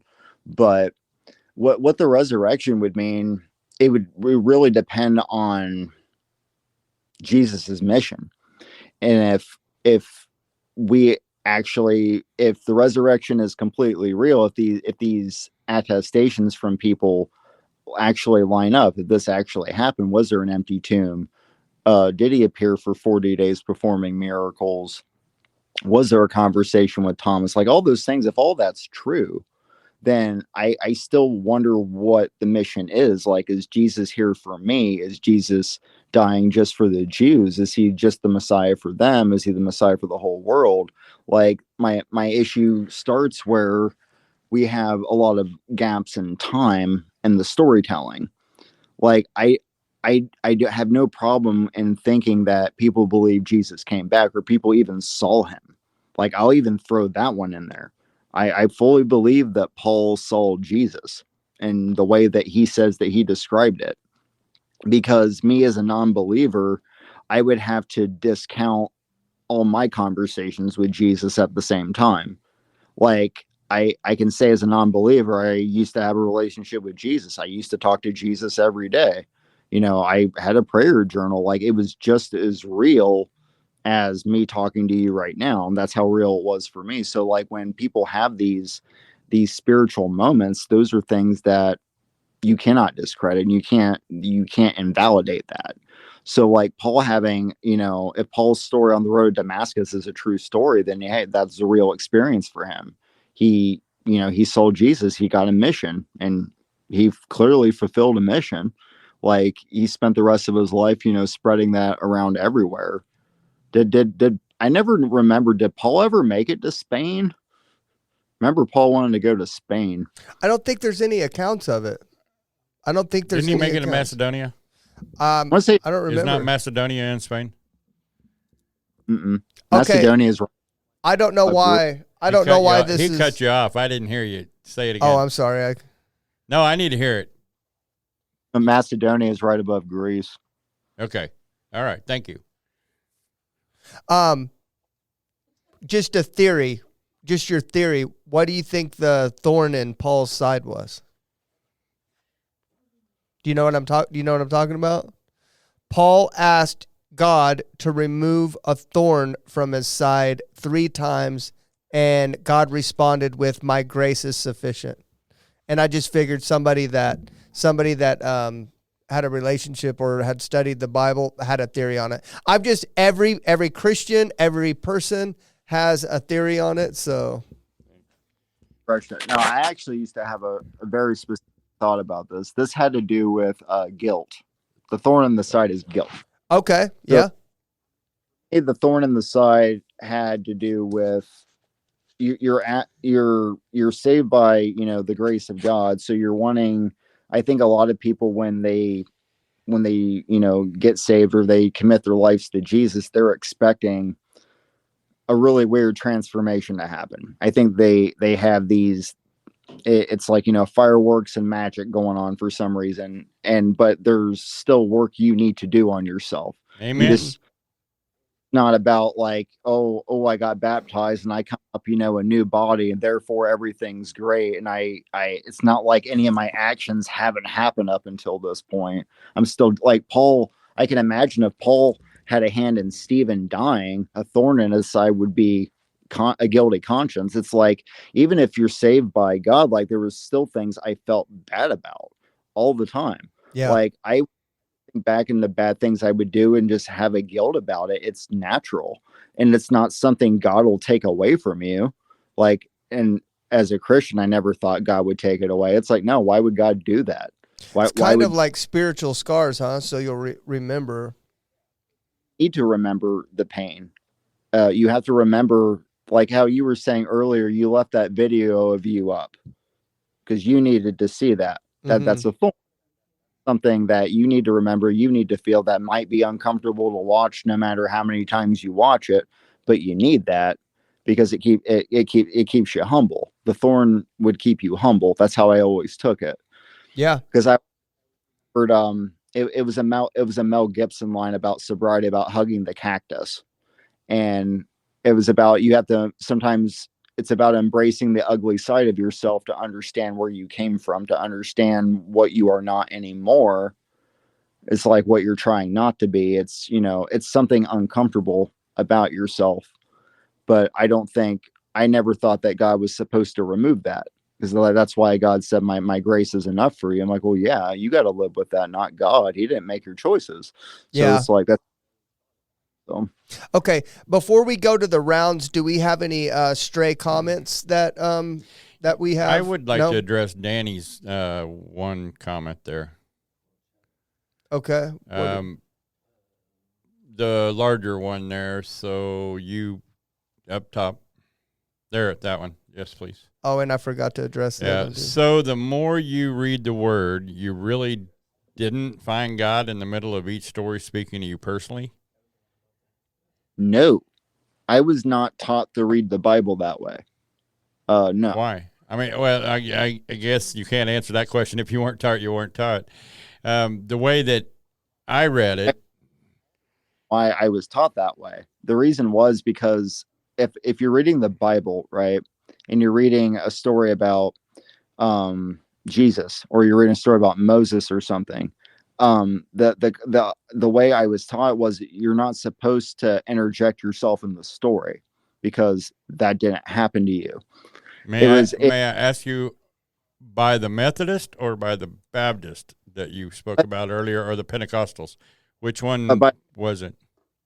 It was the Methodist Church taught me that one. It was about you're not supposed to interject yourself into the story because the story's not about you. Well, I mean, I've heard this saying, and I can relate to this in some cases, but have you ever heard anybody say that the whole Bible is for you, but the whole Bible isn't to you? You know, Yeah. I've heard that saying before, and I kind of agree with that. There's some passages I read through there, and I'm like, well, this isn't really addressing to what I'm doing right now. This isn't for me right now. Now, I do believe that the Word of God is alive, and that and literally alive. I mean, Jesus Christ claimed to be the Word. And so the Bible says that he was. Yeah. And so I believe that it is alive. And so it can mean different things at different times. I've had it happen in my own life. Coco even saw it one time where I had read something many years ago, and God gave me a revelation of it in the truck one day. I was laying down in the truck, and I woke up, and I was like, oh my God, God gave me a revelation. So that is that evidence that I need to see that word is alive, and it means different things at different times, or maybe not different things, but it can apply in different places at different times. So hold on, before we get to the rounds, I want to say hi to Leslie Glass if she's still watching. She goes to church with us. And Roger Brown, good to see you. This is Real Food, he said, and he is the word. And then also the person that asked you earlier that if you believe that knowledge impedes in your relationship, they also said a comment after. You can pull it up so he can see it. They said, I only asked, you're extremely smart. I wondered if you need for fact and knowledge may prevent you from trusting the word of God and having faith in its validity. No, like, so the thing that holds me up, like when we were talking about like asking, like, do I have a fear of hell? Like, if I was going to be afraid of a fire, the fiery version of the Christian hell, I would actually need to start worrying about the hells of other religions too. Because like, if I'm going to hell in Christianity, well, I'm going to hell in Islam also. I might be in a painful torture cycle in Hinduism or something, or I also have these other things to worry about. But I always thought that the gift of salvation was the eternal part, and if you didn't accept the gift, you didn't get eternity. So like, I wouldn't say no. It's like trusting the word of God for me just means more than just reading it and saying, okay, this is true. That doesn't do a whole lot if the word is not very clear about certain things.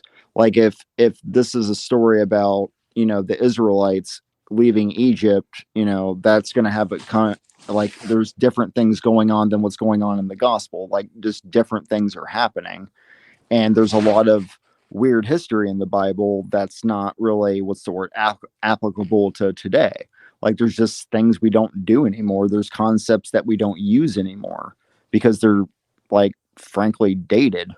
Like if we actually went by a lot of like biblical marriage, it's very much about literal ownership of another human being. and it's not a love unit that we've built in modern times around marriage, but marriage itself has a messy history too. But I'm just rambling now. I'm sorry. Okay. Well, okay, go ahead. We're going to go in the Sorry. rounds, Larry. We're at 137. And last thing we need is a 16-minute Larry rant right here, okay? I'm just kidding.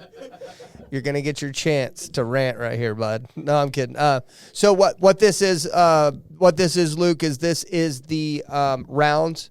It's something we do at the end of the show, every show. And we go around and each one of us say something to you in closing. Probably get a little preachy here. I usually cry for no reason. I'm just kidding. And then you, because you're our guest, you'll get the final say. I'll go first and then Larry goes. So normally we just say something, but I kind of want to ask you a question. And I'm not saying that I'm gonna pray for you, but let's say there was something I could pray for you right now. And if it happened, you would come back to God. Give me something to pray to you about, or pray for you about. Like if something, like is there a relationship needs to be restored, or if you were like, man, I would really like Zach to pray for me about this, or even if it didn't have anything to do with you, what would it be? I I wake up in the morning with anxiety sickness. Okay. Every morning. Like I retch every single morning. It's just really bad and it's really painful. I've had that before. I've never talked to anybody about it before. And it's literally on my forearms, and my forearms tense up and it feels like my fingers are curling in, and I knew it had to do with anxiety. But wow, thank you for saying that, man. That gave me some clarity. So go ahead. I'm sorry. But no, like if that's something you want to pray for me for, Zach, I wouldn't mind feeling less dread during the day all the time. Would it be if I prayed for you like right now? Would that won't make me uncomfortable? It won't make you uncomfortable? You feel the need to, man. This is your podcast. If you need to pray, go for it. No. So how I believe this podcast is this podcast is designed for you. And that's genuinely how I view it as a podcast for the unbeliever. And so I don't want to do anything that makes you uncomfortable at all. So this is literally your choice. Okay. And even if you said don't pray for me after this, I would not. I don't want to make you uncomfortable in any way. So you pray for me after this, that's fine. Okay. All right. I will. Dude, I just want to say that, like, sometimes conversations with agnostic atheists get a little difficult, and it's hard not to get debatey. It really is. But I love your authenticity. That's the one word that's kind of coming through for you, is that you live authentically. And sometimes it is difficult to authentically follow Christ. It is difficult, and I will admit that. It's hard, especially in today's day and age. And I'll admit that myself, because it's just difficult, man. So I get it. I am going to pray for your anxiety. We're going to get in a circle. I am going to pray for it, and I'm going to believe that God's going to deliver you from it. And dude, I love you. Thank you so much for coming on here and giving us this opportunity. We don't take it lightly, man. It's something that it's hard to do. So thank you for being open and vulnerable. I appreciate you. Larry, go ahead. And the whole room took a deep breath. No, I appreciate you being on here, and I do understand where you're coming from in a roundabout way. Because my brother, and we actually interviewed my brother in episode 4 or something? 6. 6? Yeah, I think it was 6. And my brother decided to be an agnostic atheist, even though, raised in the same house. We were both raised Pentecostal. We were both taught, every story in the Bible. Yet his path took him away from God, and my path took me into the world. Quite frankly, I got married at 18 and ran. And I didn't come back to the Lord until I was 54, 55. So, long absence. if you will. So my passion now burns bright. I've been fully all in for 7-8 years now, and it's a lot sometimes to understand, and it's a lot to get over past the world, and just a single relationship between me and Jesus. And I find Jesus as the Bible itself it says the Word was with God in the beginning. It says that the Word became flesh and walked among us, which represents Christ. It means that by having the Word, i.e. the Bible, I have a physical representation of Christ that I can relate to. I also have several different versions, so, I go back and forth. I'm not a Hebrew scholar or a Greek scholar, so I don't bother with that because I don't need to, quite frankly. I trust in the Word, and then I trust in my relationship with Christ, and Christ corrects me as I go. So I feel conviction when I'm doing something wrong, so that it's like, like my mom used to slap me to correct me kind of thing. Sometimes I need Jesus to hit me upside the back of the head so that he gets my attention. So, no, that's not the way I needed you to go. This is the way I need you to go. And I fully trust in that. But Hebrews 11:1 says that faith is the confidence of what we hope for that will actually happen. It can give us assurance about things we cannot see. The whole version of that says, trusting in the things that we cannot see. And I do not see God. I do not see Jesus, but I definitely can feel the direction that Christ gives me in so many different ways in my life now, where I discounted that numerous times when I was in the world. And a few times out of my fits of anger, I know without a doubt that I was on the verge of killing somebody. Oh. I mean, like on the You got to watch words like that when we're live, buddy. You're gonna get us BANNED. Okay, sorry. Yeah, you're okay. Well, what am I supposed to say about it? You're supposed to say unalived for that word. Seriously, I'm not kidding. I am way too old for this stuff. Yeah. Okay. I seriously wanted to unalive somebody. There you go, buddy. Good job. And I felt, I felt as though Christ, even then, when I could not even hear his voice, Christ reminded me what would happen if I followed through. My children did not need to have a father that was in prison for that. My mom did not need to have to go through that in her part of life.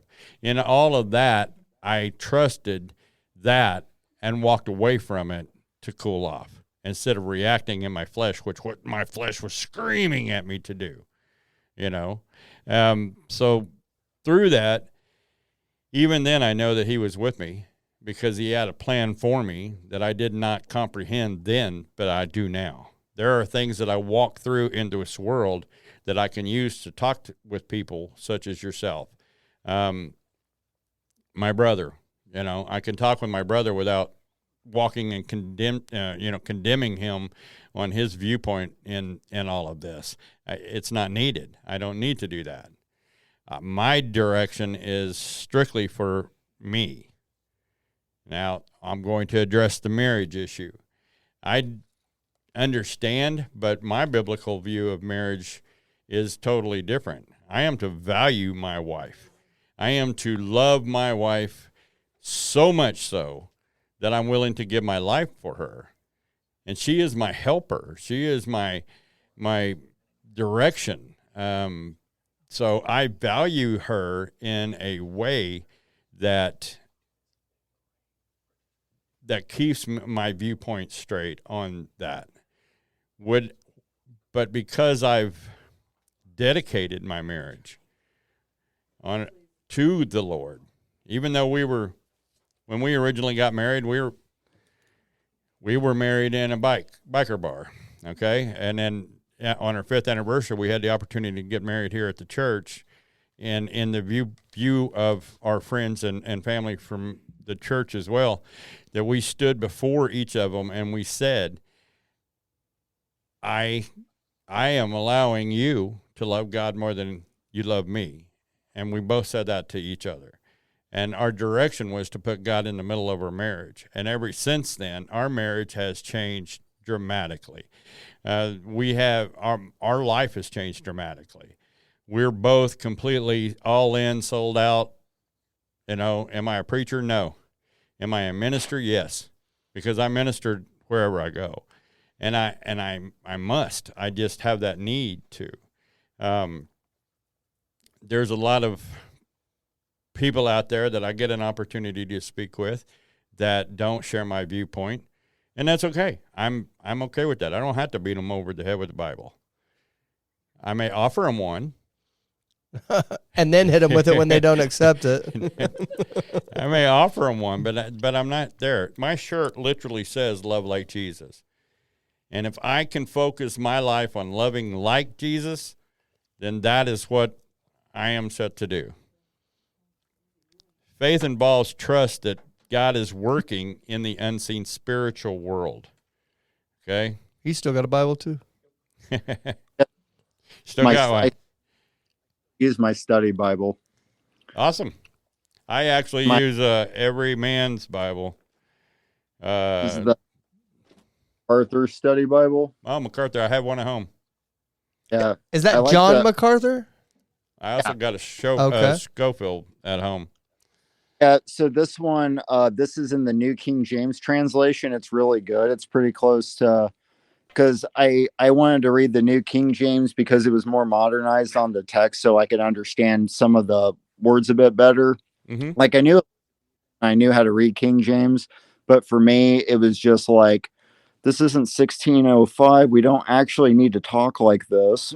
We don't use thous and those anymore. Yeah, I got you. Yeah, so, and I liked John MacArthur. He puts a lot of good context in the verses and the different words, like how certain like Greek or Hebrew words are actually translated. So it's a really good read still. So like I still use it. So well, when I first started using the NLT version or the NIV version, because I was raised in King James versions, I had to go to the New King James version to understand what they were trying to relate to me. So there was a lot of that at first.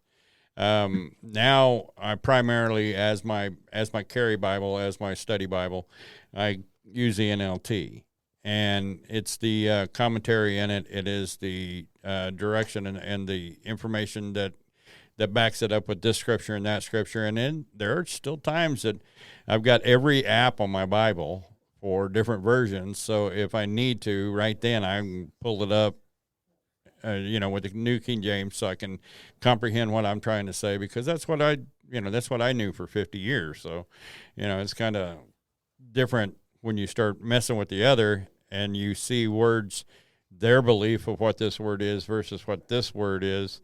And they're slightly, sometimes a little bit askew in my head, Mm-hmm. So I have to kind of level it out.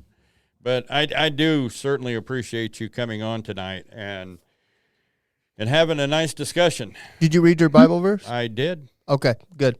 Okay, Luke, the floor is all yours for the final say. I just want to thank you guys for having me on and having conversation. This is really important to me.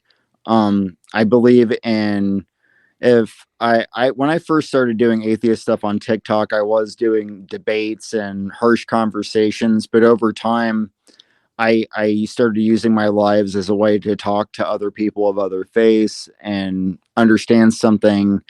Maybe like I've met so many different kinds of Christians than the kind of Christians I knew when I was in church.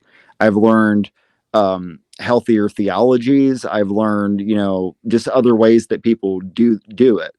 And I think that having dialogue between different people, especially people in the same country, especially people that might be maybe opposed, they need to talk. They need to have a conversation without debating, because debates turn into a conversation about nothing. And I know that one sounds harsh, but this is what I mean. And I think you might understand. If you debate somebody long enough about something in the Bible, you're going to end up arguing about the definition of a word.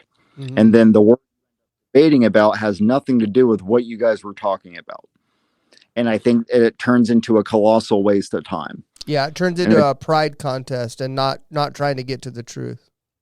Yeah. And then, like, I think after a point, you know, the truth isn't important to somebody, because, like, if I was in a debate structure, it's like, hey, if you're debating like the resurrection of Jesus, like, someone will take, you know, yes, it happened. Then the other person's approach is Jesus didn't even exist. And it's like, that's not looking at the truth. That's not looking at, you know, real things. If you're going to put a blinder on, at least admit that you're doing that. Like, I think that's something that I think a lot of non-believers do a lot. They're not acknowledging publicly that they put blinders on when they read things or when they debate, or, you know, that they have a goal too. And I just wish there was just more honesty.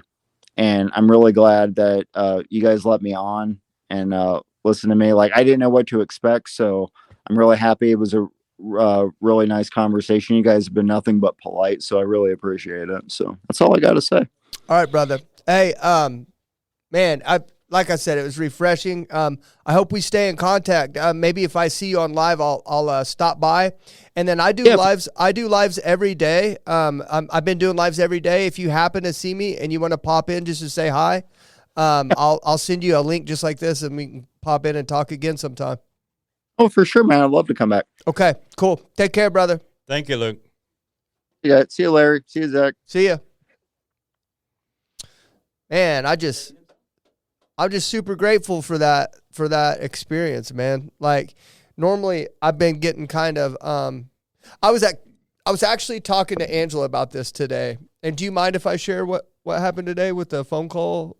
We don't have to say who it was, but so Angela today got a phone call from someone that she basically had an opportunity to minister to.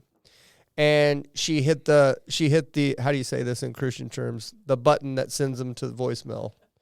How do you say that in Christian terms? Because it's the beep beep button in non-Christian. You hit the button, the ignore button. There you go. Ignore button. It's called something else in the world, Larry. Just don't worry about it. I know. Don't worry about it. It's fine. All right. Okay. But what I'm saying is she hit the button for it to go to voicemail, right? And then whenever she hit the button, go to voicemail, she goes, ugh, like that. And I go, you need to call her back. I would have anyway. And she goes, okay. She goes, okay. She calls her back, and the girl ended up just kind of like asking for money and stuff like that. And of course, we didn't give her money as someone that's dealing with addiction and stuff like that. And she hung up the phone, and I was like, I'm just now starting to get this, that we need to look at stuff like this as opportunities that God's giving us, opportunities to minister.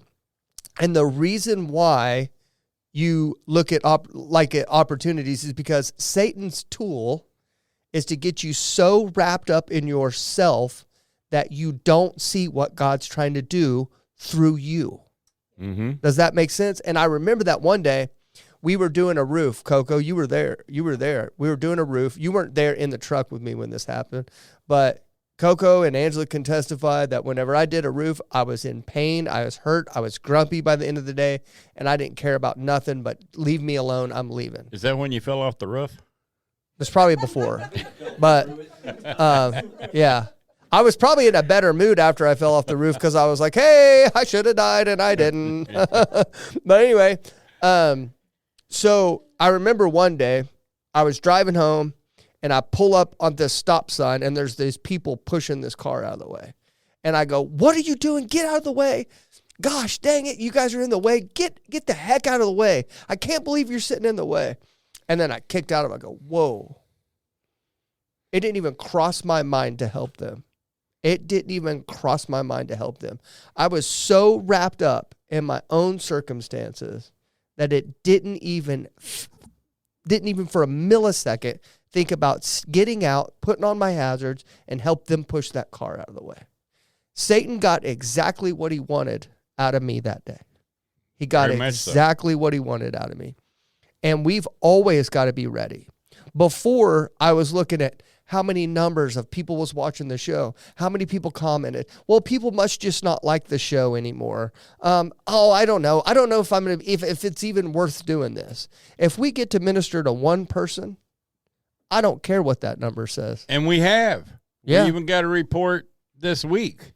Yeah. That email you shared with me, man. That Did you is check awesome, Did you check dude. your ministry email? You saw it? Yeah. Yeah, it was fantastic. One of our listeners gave their heart to the Lord. Former atheist. Gave her heart to the Lord, and she's being baptized this With Sunday. her son. With her son With this her Sunday. son. So praise the Lord on that. But yeah, that's what I'm saying. We need to stop being so wrapped up in ourselves that we miss the opportunities that God gives us, most likely daily, to minister to someone. I actually had that opportunity yesterday. Mike and I was working together, and we finished up at my house because Darcia got a new desk, and we had to get the old desk out, and so we were both there at the house, and we were tying it down, and I saw this young man walk up, and walking down the street, which is a normal thing. I see guys walking up and down the street all the time. But this one walked up, stopped at the edge of the street and the driveway, and started talking. Well, I was checking the air on my trailer tires, so my compressor was kicked off, and I'm deaf, so I couldn't hear anything.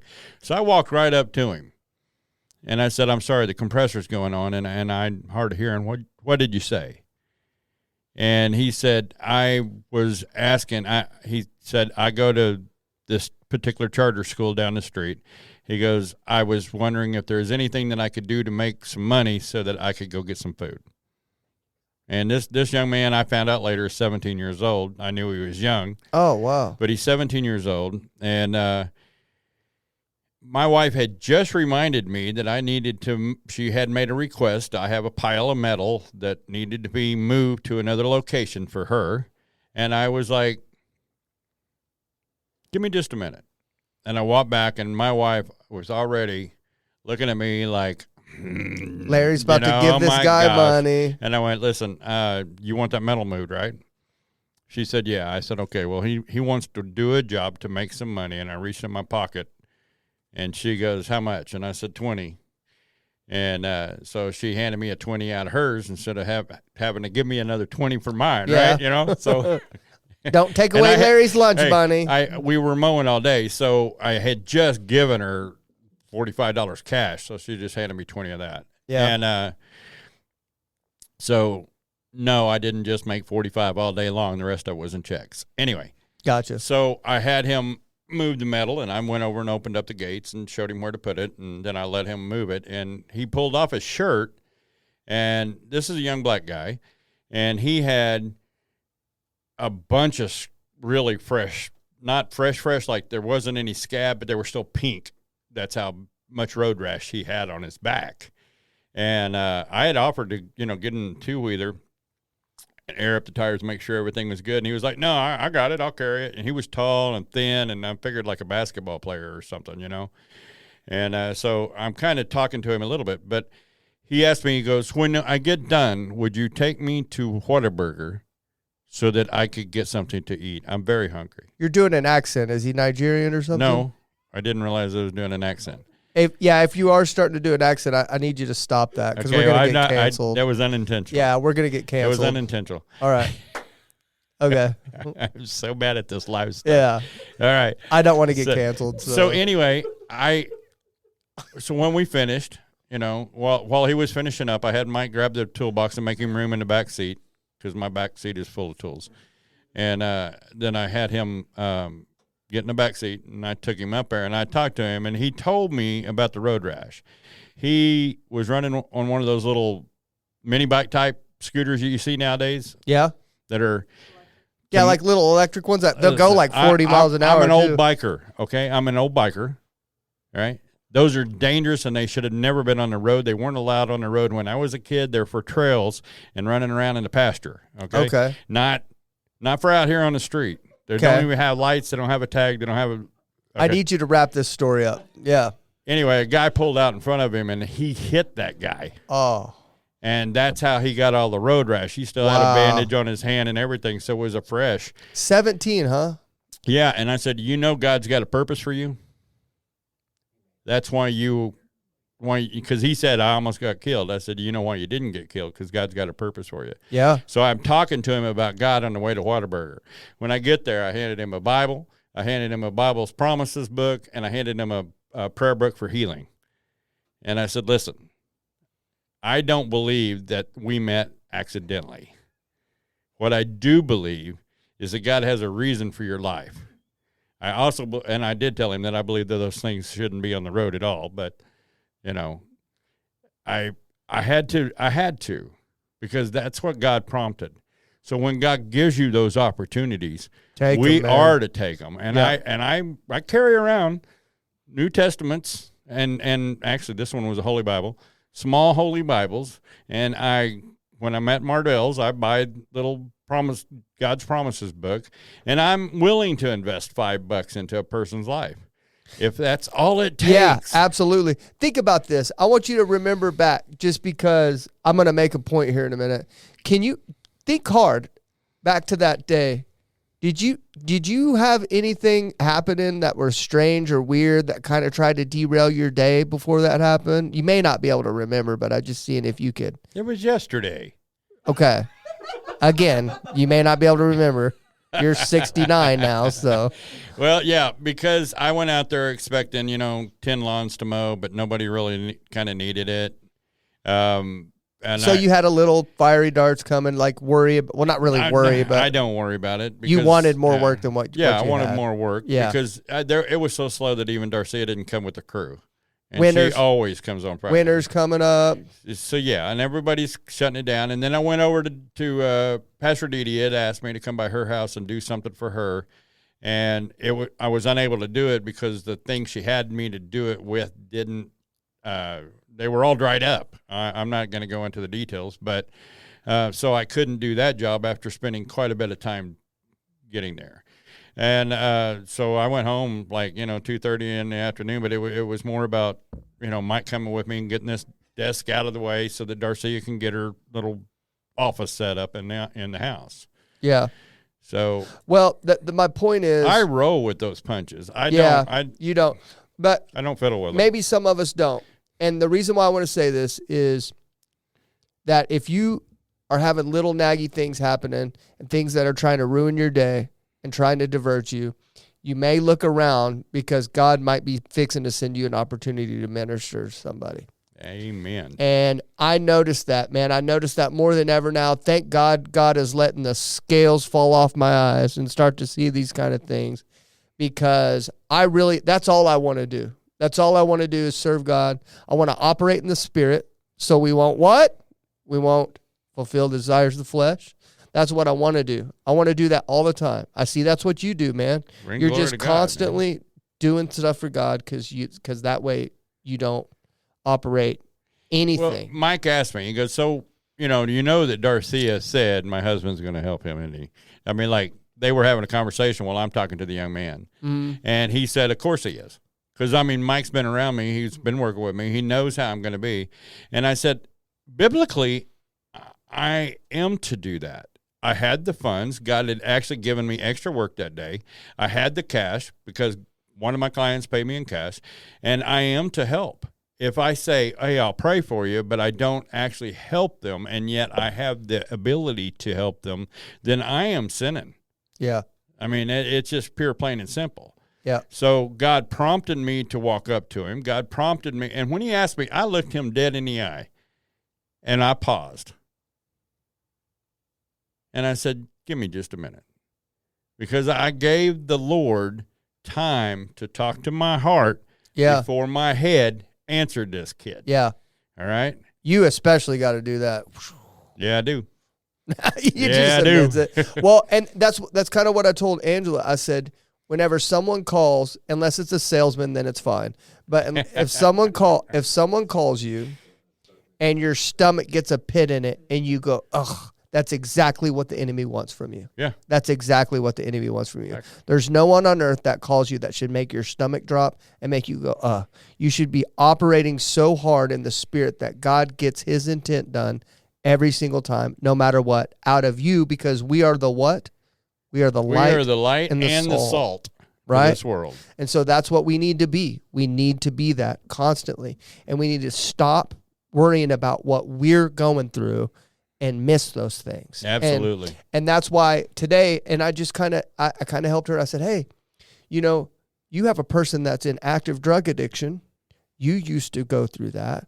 It's an opportunity for you to go, hey, I'm not giving you money, sis. I'm not going to do it. But let me tell you something. What you're going through right now and the choices you're making is leading you to nothing but death and destruction. And I want to pray for you, and I want to encourage you to get out of this sooner than what I did. You know what I mean? Instead of feeling that pit in your stomach. Where does that come from anyway? That is stupid that we're like that now. And I'm not saying that because I do it every day. That happens to me every day. And so I'm not like chastising Angela, because Angela is way better at ministering and having faith than me. Did you know that faith is actually a spiritual gift? And as soon as I heard that faith is a spiritual gift, I was like, Angela, that's her spiritual gift, without a doubt. But anyway, so I'm not chastising her. I'm just finally able to see what's going on in the spiritual realm. I'm actually finally able to see it and what God intends out of us. And it can be fun and fulfilling, and it's peaceful. When you and I first started this walk, don't do that with your neck. A like year and that. a half ago. Don't do that. A year and a half ago, I never thought it would ever come to this point. 1, 2. You were a major work in progress, bro. Yeah. I mean, like every time I said, no, God removes, like, what do you God want me to removes say? the scales off my eyes. Don't be saying that stuff. Yeah. And it's like, listen, I understand. I've been doing this, and I was not quite where you are or were, okay? Not quite there, because I didn't have doubts. When I made up my mind to go ahead and give my heart to the Lord, then I became completely 100% all in right then. And I had so much stuff in my life fighting me, at that time it was unreal. I think God allowed those doubts out of me, and maybe that's just kind of the way I am too. I think he allowed it so I can maybe understand the unbeliever community a little bit better.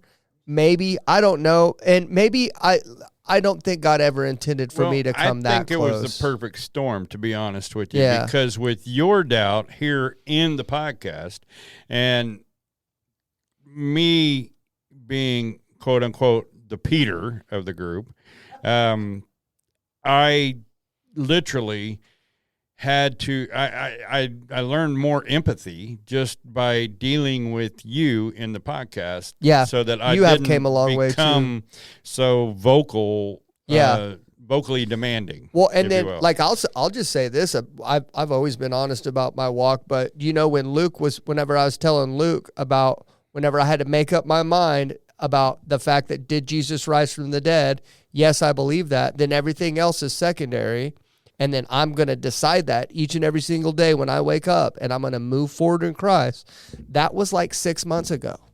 That was not that long ago. That was recently. Yeah. I had all these doubts, and I had all these questions, and I had all these things, just like he was talking about, all those questions that was just making my mind all jumbled and crazy. And then I remembered that reading that account about the 500 people that had witnessed Jesus risen from the dead, and I threw my phone on the ground and I started crying. And I go, I believe this. I believe that Jesus rose from the dead. And I go, that's what you need. Because Paul said, if Jesus didn't rise from the dead, then it's all fake. It's all made up. It's all fake. It's all false. So do you believe that? Yeah. Then everything else, all those other questions doesn't matter. Let's seek God's face, not his hand, and move forward and figure out what he wants from me. Well, that's a relationship, seeking God's face rather than his hand. Yeah. But I'm going to ask you, what's your first thought in the morning? When you first wake up, Ben, be honest. Don't be trying to fluff me here. But straight up, what's your first thought when you wake up? Like honestly, you know how you guys talk about there's sometimes you don't have any thoughts ever. Like nobody's ever asked me that before, and I think I don't have any thoughts in the morning. I really say good morning, Lord. Honestly, like I do that.